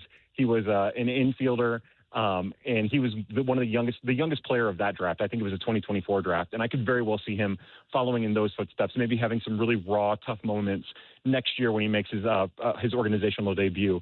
But he's going to be loud with his tools if he does grow into them, because everything about him is smooth. UCLA pitcher Cal Randall was selected in the 5th round. From from a pitch attribute standpoint, it seems like he was one of one in this draft, if that makes sense. 100%. Yeah, that fastball is the best fastball in the 2026 draft. And I don't think that there's a scout or a metrics hound that could make an argument against it. And that should have Cardinal Nation extremely happy. Now, of course, the question is, why would he last as long as he did? It's because even as perfect as that fastball is, there are some strike-throwing questions. A lot of teams view him as a relief-only prospect. And when you're talking about a relief-only prospect, the obviously command becomes even more important. But it's my understanding that the Cardinals, when they do sign him, when he does get in, as they start to get him in strength and conditioning, start to get the player development staff with him, the intent is to work him out as a starter, at least at first, and see where it goes. But yeah, when your fastball is so good that you can throw it 90% of the time in major Division I collegiate sports and major D1 college baseball, and still be the best relief pitcher in all of college baseball, one of the 5 or 10 best relief pitchers in college baseball, that should tell you all you need to know about how good this pitch is. But what it'll come down to is he also throws a changeup and a cutter, and how those pitches evolve and what the Cardinals decide to build around it. But it's a loud fastball, and if it doesn't work out as a starter, there's no reason to think he couldn't be on the fast track to the major leagues out of the bullpen. Just a few more minutes with Kyle Reese. Jumping over to players who are currently in the organization, and I'm really intrigued by the fact that this Memphis rotation right now, because Durangelo Saincha just got there. Quinn Matthews has been on a run. Hunter Dobbins is there. We've seen him in the big leagues. Bryson Motts is involved. Have you seen in your time covering, and even the bullpen a little bit as well for Memphis, it feels like there are more just about ready major league pitchers who potentially can have an impact at the big league level that are just sitting there. How impressive is this group right now at Memphis? Oh, it's throughout this. Not to take the Memphis out of it real quick, but the group as a whole in the system. Every night there are multiple starters going that are just like there's never a dull night on the farm. Yeah, at least 2 starters every night throughout the system is making a start that is must-watch TV, and that starts with, of course, the group at Memphis. For me, it's the conversation of who has the best chance to make an impact with a major league club the soonest is easily, without a doubt, Quinn Matthews. He, a couple of months ago, he got shelled. It was really bad. He didn't make it out of the second inning. But then all of a sudden, he got his mechanics more in sync. He was working a little bit quicker in his windup, and we saw his entire arsenal measure better. And we saw him get to better velocity, more consistent, better velocity. And he's pretty well kept that up for about 2 months now. And every start just gets a little bit better and better. We've seen his walk rate decline. We've seen his strikeout rate stay consistent. But yeah, Quinn Matthews, if something happens at the deadline that would jettison one of the Cardinals starting pitchers to a different team or whatever, one way or the other, Quinn Matthews is about as close as a person can be to be ready for that call when it comes. And then it's so funny when you look at the rest of that group, because then you have Mason Molina, who's a lefty, but a little bit different. And then, like you said, Bryson Motts, who's kind of pitching out of the bullpen now, probably getting ready for whatever his role ends up being when he makes it back to the majors. But then, like, Durangelo Saincha, which is a whole different beast. And Pete Hansen, who's a lefty, who's a whole different beast. And, it's a fun group to watch on any given night. You can turn it on, and even though a lot of these guys are still struggling with their command, still struggling to harness the Major League Baseball that they use at AAA and only in the majors in AAA and not below it. It's a little bit different, a little harder to throw. Starting to harness that, trying to learn how to harness that.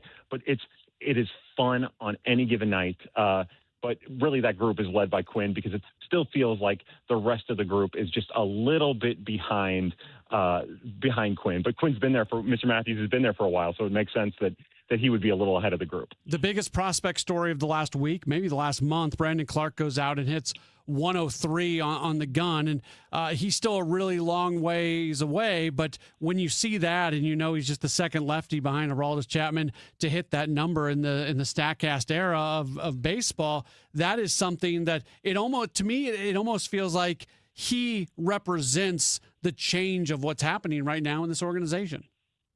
Yeah, at this very moment, he is the poster child for how things have changed. And he helps answer the question that you asked earlier about, what's been different in the draft. Well, these are the arms that they're going after, the guys who can get up to 103, who can get up to 100, who have pitches that are unique in shape and in movement, pitches that, are elite by all measurable standpoints. It's just a matter of getting the rest of it to work around it. I had heard maybe about a month ago, maybe about 2 months ago, that he was throwing and that they were trying to hold him back a little bit because he was hitting 100 and he was not at the point in his rehab to be hitting 100. But he was throwing so smooth and easy that it wasn't like an aggressive 100. It was just him throwing. And I was told that when he would eventually make his debut, that he was going to be the guy that everybody talked about. And it took him 2 appearances. And now all we're talking about is this 22-year-old lefty with immense stuff. And, we're talking about the 103-mile-an-hour sinker with incredible depth and break. And really, it's like that pitch, which is unique and one of the best pitches in the entire organization, might not even be his best pitch. He throws a sweeper that is every bit as nasty as the sinker, and those 2 pitches work in unison incredibly well together. And there's also talk that he might have more than just the 4 pitches that he showed in his last start. He had thrown a curveball in the past. He's toyed with a changeup to go along with the splitter-ish pitch that he throws. And it's one thing we've also seen the development staff do is work with all of these pitchers to maximize a full arsenal. And that's what they're doing with him. It's not just, hey, okay, you only have success throwing a sinker, a slider, a curve, or whatever the pitches are. We're going to work with you to try to diversify your arsenal, to try to get it a little bit deeper.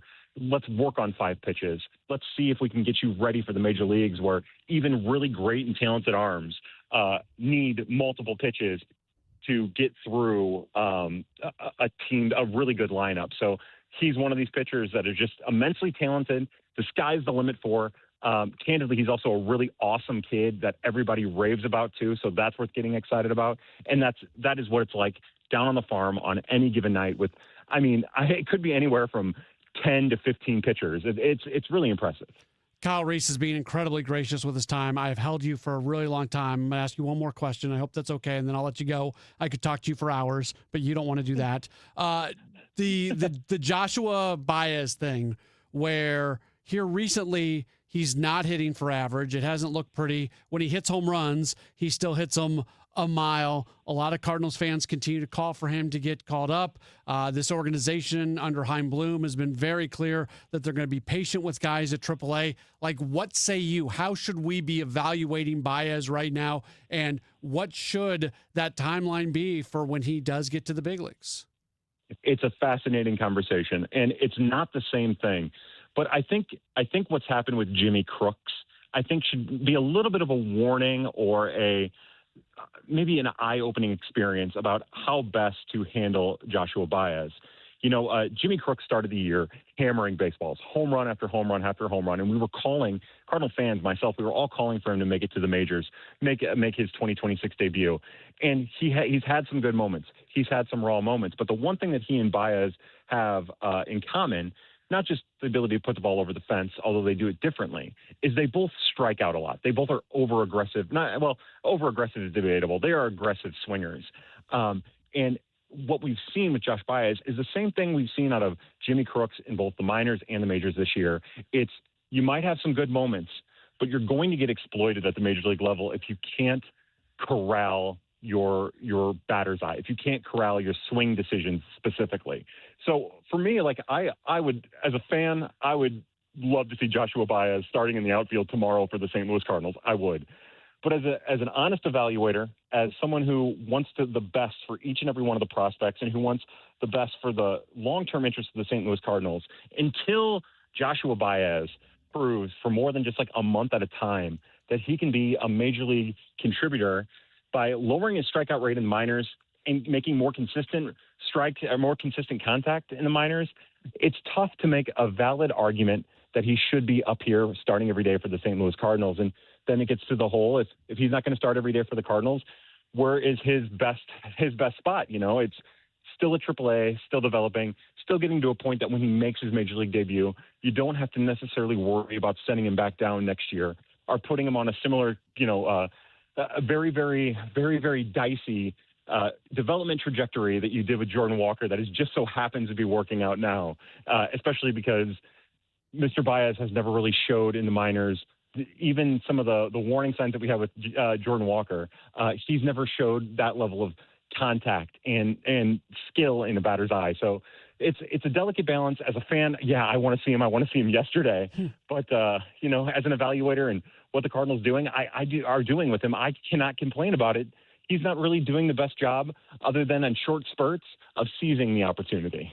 Kyle, you are the absolute best. Folks can follow you on Twitter at KyleR416. People need to be tuned in for what you do with Brian Walton every week. Thank you so much for your time. We will do this again soon, and maybe next time I won't hold you for a full half hour. Hey, it's my pleasure. You can have me for as many hours as you need, Matt. It is a complete honor to talk to you. All right, very good. Thank you, Kyle.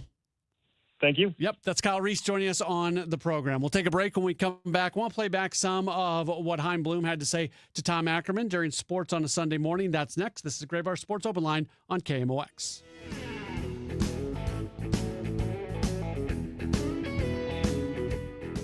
Liberty Mutual customizes your car and home insurance. And now we're customizing this late-night ad to make you more alert, which could help your driving. And science tells us that pulsing beats faster, stimulating audio like traveling sound, and voices on the higher, so-called brighter end of the audio spectrum like this can encourage focus. Also, a familiar tune can help, so... Liberty, liberty, liberty, liberty. When legacy automation starts impacting visibility and downtime, it may be time to consider modernization. Graybar's automation specialists work alongside your team to help you identify risks and map out realistic upgrade paths without unnecessary disruptions.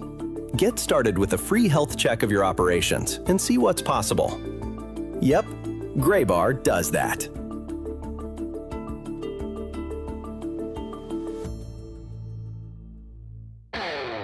This is the story of the one who keeps multiple buildings running smoothly day after day.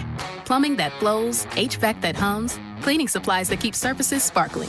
That's why she counts on Grainger. With easy reordering online and 24/7 support, Grainger helps her keep the products she needs on hand. So shelves stay stocked and buildings stay ready. Call 1-800-GRAINGER, click Grainger.com, or just stop by. Grainger, for the ones who get it done. One of life's greatest mysteries has finally been solved. Who let the dogs out? Spruce, spruce, spruce. It's Spruce, the weed and grass killer that's safe for use around people, pets, and bees. When used as directed, spray the leaves for visible results in just 1 hour, and dead weeds in just 1 day. You spray, they play.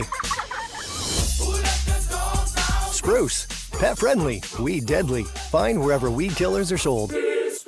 Save big money at Menards. College move-in is just around the corner, and Menards has great deals on all the essentials, like storage organizers, laundry baskets, cleaning supplies, and more. Plus, find everything you need for a stylish and efficient space, including rugs, furniture, mini fridges, and other dorm room must-haves. Get ready for move-in day and head to Menards to make your space yours. And don't miss other great savings in our weekly flyer at menards.com. Save big money at Menards. Everywhere you look, things are getting more expensive. But at Consumer Cellular, we're lowering the price for those 50 and up. Now you can get unlimited everything for just $35 a line. That's $35 a month for unlimited talk, text, and data. Switch to the carrier ranked #1 in network coverage and customer satisfaction and get unlimited everything for just $35 a month. Call 1-888-FREEDOM or visit Consumer Cellular online or in-store today. Price includes $5 credit for autopay and e-billing. Taxes and fees apply. Data speeds reduced after 35 gigabytes. Rankings done by 2025 ACSI survey. Lanny went to college and racked up huge debt. A little bit over $100,000. For a degree he couldn't use? Now what? I had a friend that went to my computer career. They even helped him get hired immediately after graduation. One of the things I love about IT is that you can work from anywhere you want. You could become an IT pro in just months, including cybersecurity and the basics of AI with zero experience at mycomputercareer.edu. My Computer Career, an elite CompTIA certification partner. It worked for me, and I know it can work for you. This is one student's experience. Individual results vary. You're still glowing, flirting, grooving. You've still got it. But your immune system weakens as you age, making it harder to fight illnesses like pneumococcal pneumonia and RSV. Vaccines are a key part of any health routine and can help protect you from getting really sick. Ask your doctor or pharmacist which vaccines you need. See more at PfizerForAll.com. Sponsored by Pfizer.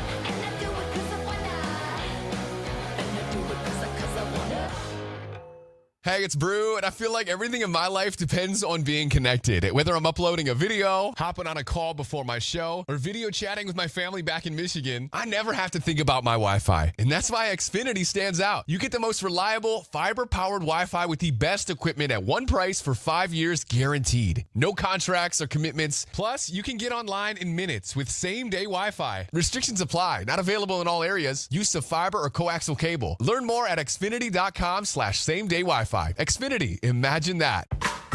Everywhere you look, things are getting more expensive. But at Consumer Cellular, we're lowering the price for those 50 and up. Now you can get unlimited everything for just $35 a line. That's $35 a month for unlimited talk, text, and data. Switch to the carrier ranked #1 in network coverage and customer satisfaction and get unlimited everything for just $35 a month. Call 1-888-FREEDOM or visit Consumer Cellular online or in-store today. Price includes $5 credit for auto pay and e-billing. Taxes and fees apply. Data speeds reduced after 35 gigabytes. Rankings done by 2025 ACSI survey. Lanny went to college and racked up huge debt. A little bit over $100,000. For a degree he couldn't use? Now what? I had a friend that went to My Computer Career. They even helped him get hired immediately after graduation. One of the things I love about IT is that you can work from anywhere you want. You could become an IT pro in just months, including cybersecurity and the basics of AI with zero experience at mycomputercareer.edu. My Computer Career, an elite CompTIA certification partner. It worked for me, and I know it can work for you. This is one student's experience. Individual results vary. When you want a brand new kitchen, there's nothing to it. There's a brand new way to do it. 3-day kitchen and bath.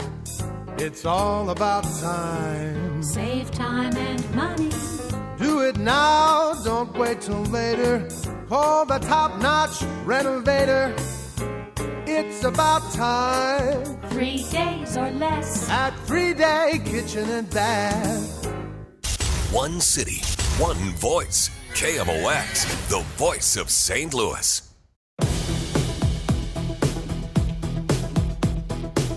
It's a Great Bar Sports Open Line right here on KMOX. My name is Matt Pauley. Have about 25 more minutes to go in this program. And then at about 8:15, we will get underway with Cardinals coverage. Cardinals Angels tonight, 9:10 first pitch. That means our coverage begins at 8:15. You know, a couple of the cool things we do a lot of cool stuff here at KMOX.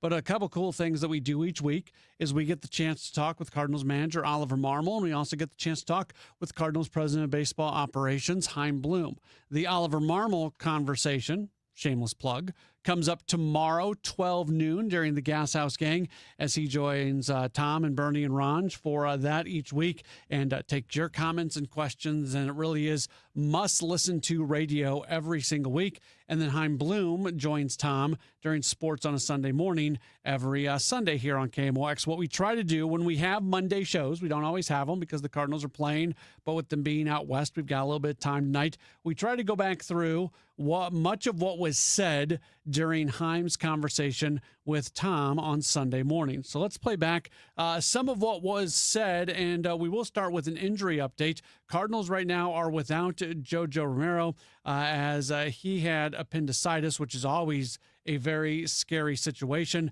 But according to Chaim, it sounds like they caught it in plenty of time where it was not as big of a deal as it potentially can be. He's recovering well. We were fortunate with that one. This is not something that I personally have had. I'm sure many of our listeners have. I don't know if you have. But, I haven't.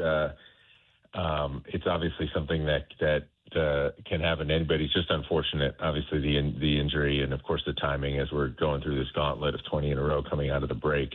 But it was something that was caught early enough that from a medical standpoint, this appears like it's going to be fairly straightforward. He was able to get out of the hospital pretty quickly. We're going to get him back to St. Louis soon, and then we just got to progress, obviously, as fast as we can without being unsafe. Again, medically, he's completely fine, but it's just really now a question of the recovery and getting him back into where he's able to execute on the mound the way that he's shown that he can. So he's going to be fine, but we're still obviously going to need to figure out as we go along exactly what that program looks like to get him back to where he needs to be.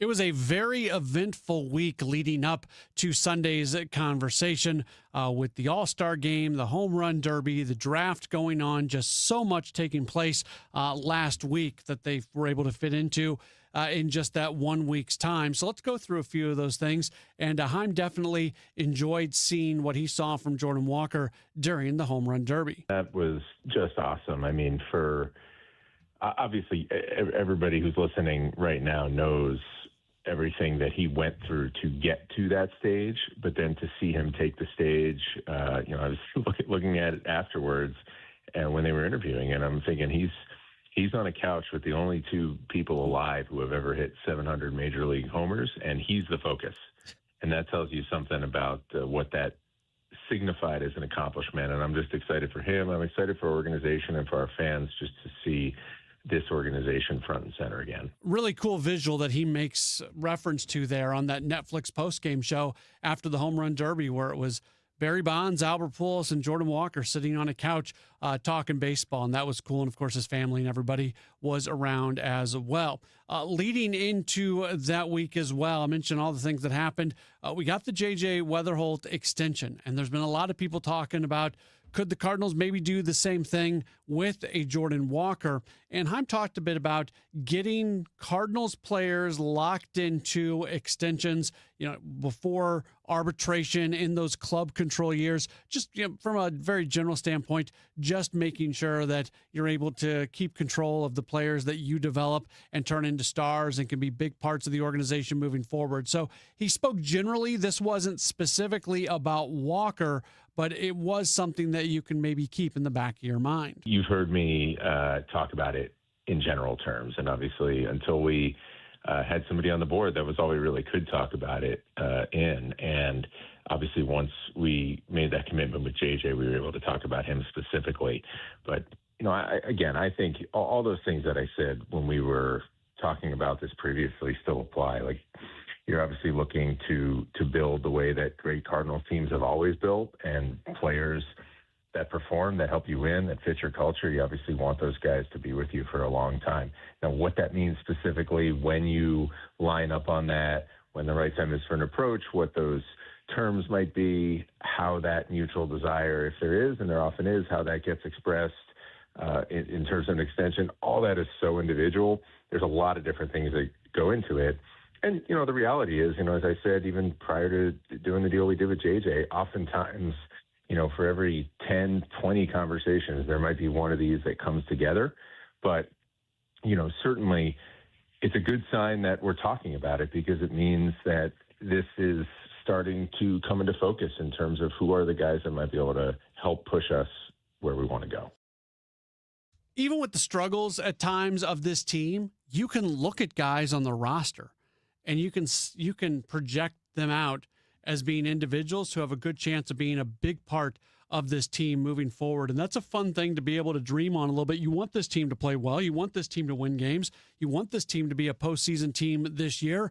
I don't know how much of that's going to happen, but you can certainly see that scenario where J.J. Weatherholt is winning at the highest level for the Cardinals. And you hope that Jordan Walker gets to do that. And there's some other guys certainly in that bucket as well. So just going through that very busy July, very, very busy week. Haim talked a bit about that and just about the draft in general and how good they feel about it. Ever since the baseball calendar shifted a little bit and the draft moved right next to the All-Star break, that month of July has been some kind of gauntlet for all of us in the front office. So you get a few days during the All-Star break to remind our families that we love them, and then we're back after it. But it was a really neat opportunity, as we talked about, with having those extra picks this year and having a bunch of them, really having not necessarily the biggest bonus pool, but more selections than anybody else did on day one. And I was really happy with how it came together and how we leveraged them. Obviously, you can't control what the other clubs do around you, and you sometimes can't control where players' heads are at in terms of their signability, and that's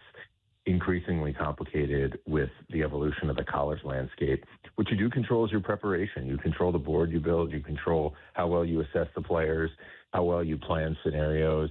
And I was really happy with how that continues to move forward.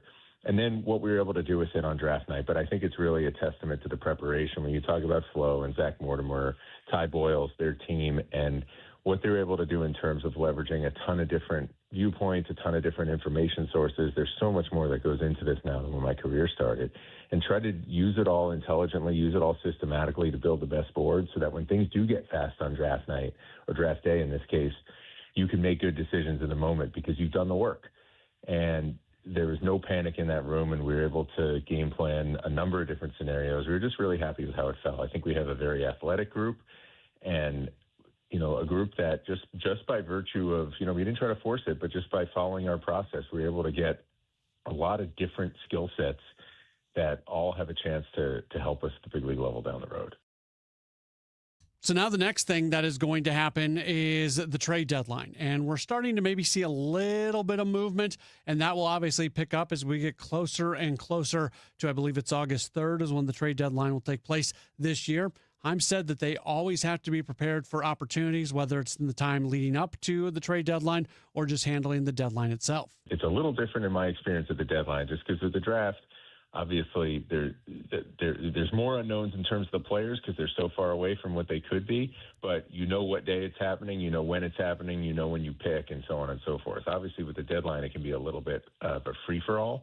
So it's hard to be prepared for everything, and that's why you have to, yes, do all the work and try to talk it out as much as possible, but also make sure that it's clear how you want to operate when things do get down to crunch time, and what's going to go on that day in particular, because so much of the action does go right up until the buzzer.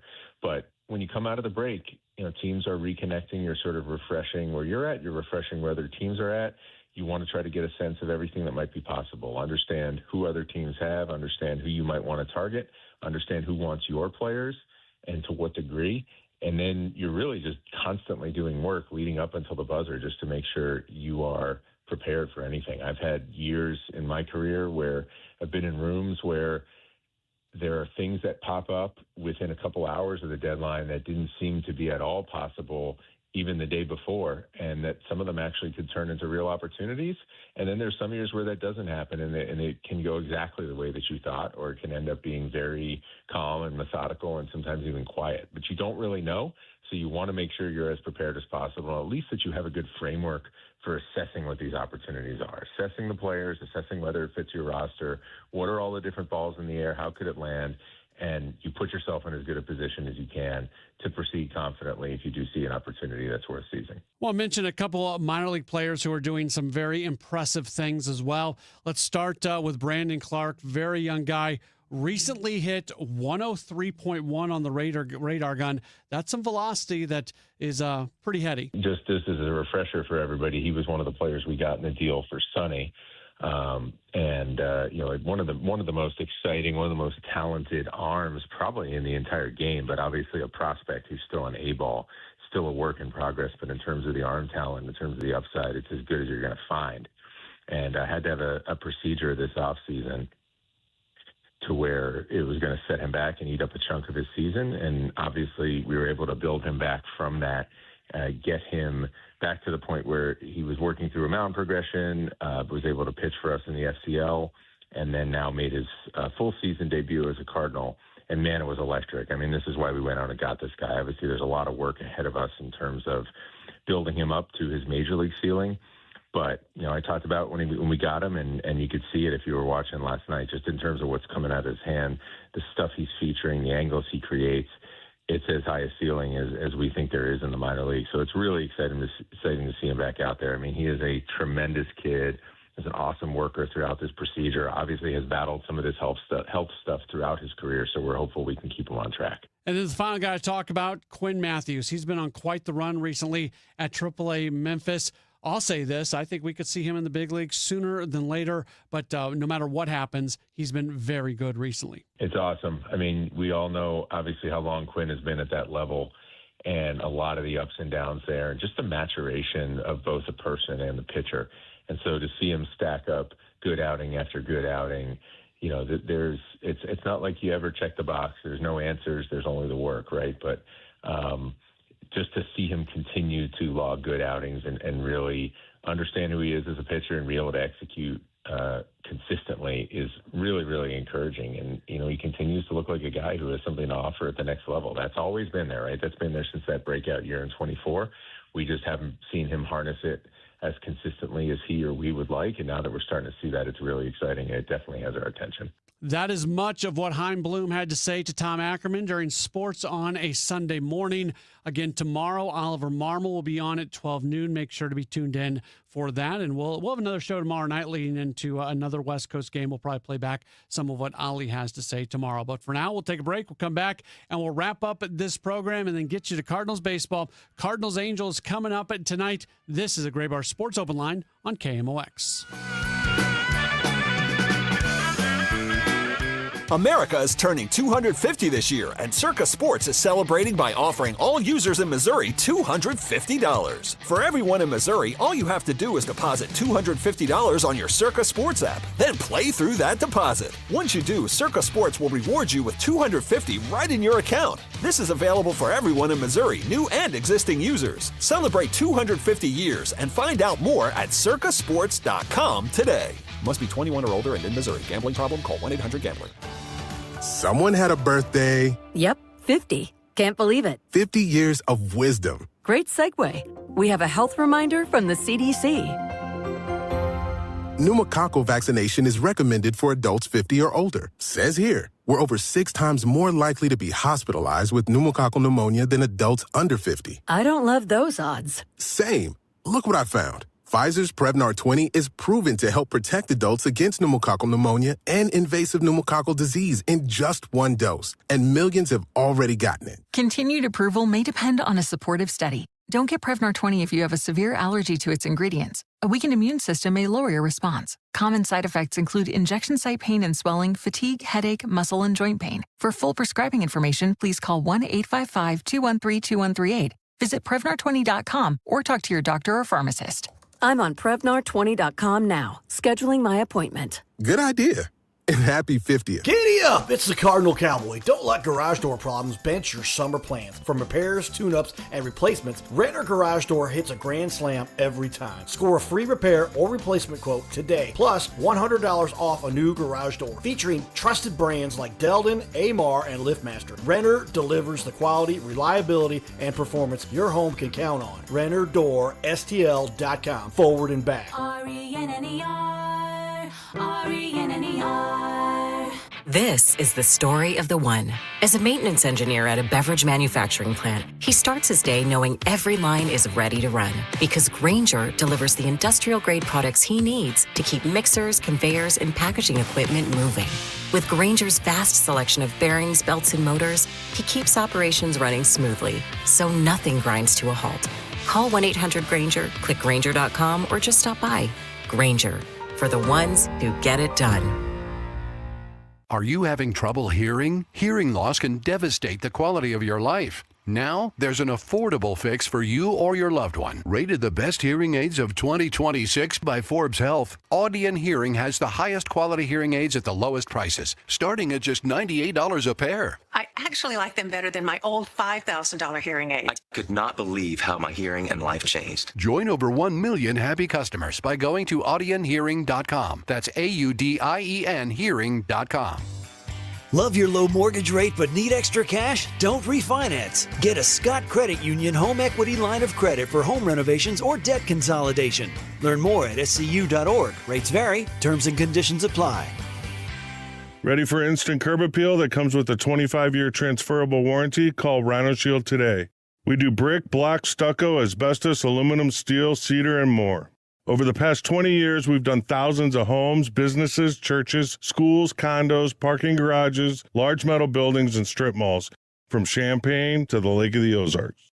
We do flat and sloped metal roofs to extend their lives too. Proud to be veteran-owned and manufactured in the good old USA, so we're tariff-free. We're exceeding expectations every day. Evaluations are free. A+ rated with the BBB and a lot of 5-star Google reviews. Call 877-25-RHINO, 877-25-RHINO, or 877-25rhino.com. See what we did there? Genius. Tell them, ladies. Don't pay, don't vinyl. Go Rhino Shield. Never paint your house again. Rhino Shield. The soundtrack of classic rock is coming to Hollywood Casino Amphitheater August 6th. Leonard Skinner and Foreigner joining forces for one epic night of legendary hits and unforgettable memories. It's the Double Trouble Double Vision Tour. From Sweet Home Alabama to Cold as Ice. Don't miss your chance to experience these two Rock and Roll Hall of Fame acts in one incredible show. Tickets available at Ticketmaster.com. For more info, KMOX.com/events. And Doug. Limu and I created a trick to help you remember that you can customize your car insurance and save with Liberty Mutual. You see, the shirts Limu and I wear are yellow, and yellow is the color of lemons, and lemons grow on trees, and trees provide oxygen, and oxygen helps us breathe, and breathing is how you live, and you can live more life when you save money by customizing your car insurance. I agree, Limu. It's really quite simple. Only pay for what you need at libertymutual.com. Liberty, liberty, liberty, liberty. Ouch! Checked from behind.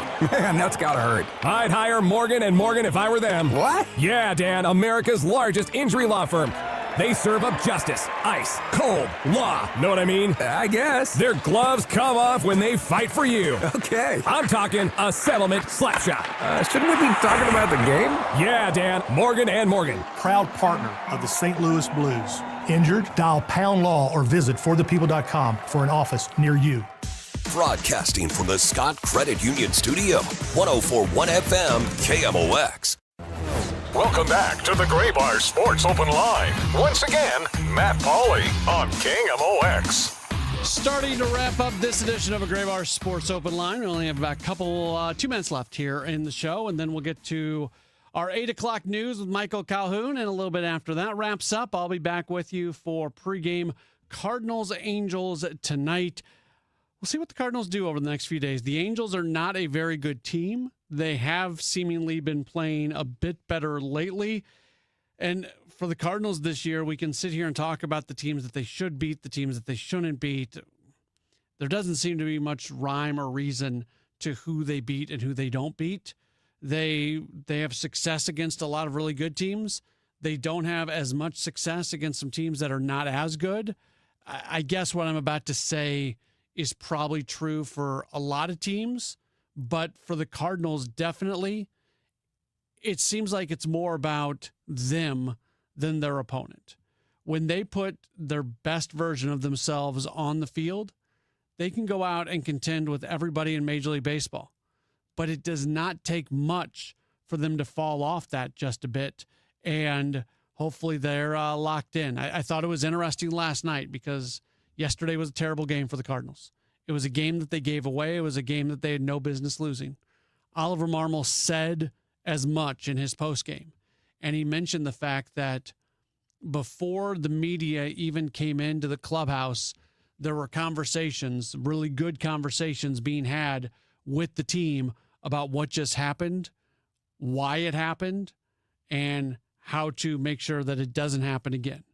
Because those are the kind of games that all of a sudden you start viewing a team differently, and you need to make sure that that kind of performance and losing that kind of game yesterday is very much the exception to the rule. So we'll see what they're able to do tonight. Kyle Leahy on the mound. He's been on a pretty good run lately. Jose Soriano is going to go for the Angels. He's having a nice season, has not pitched quite as well recently.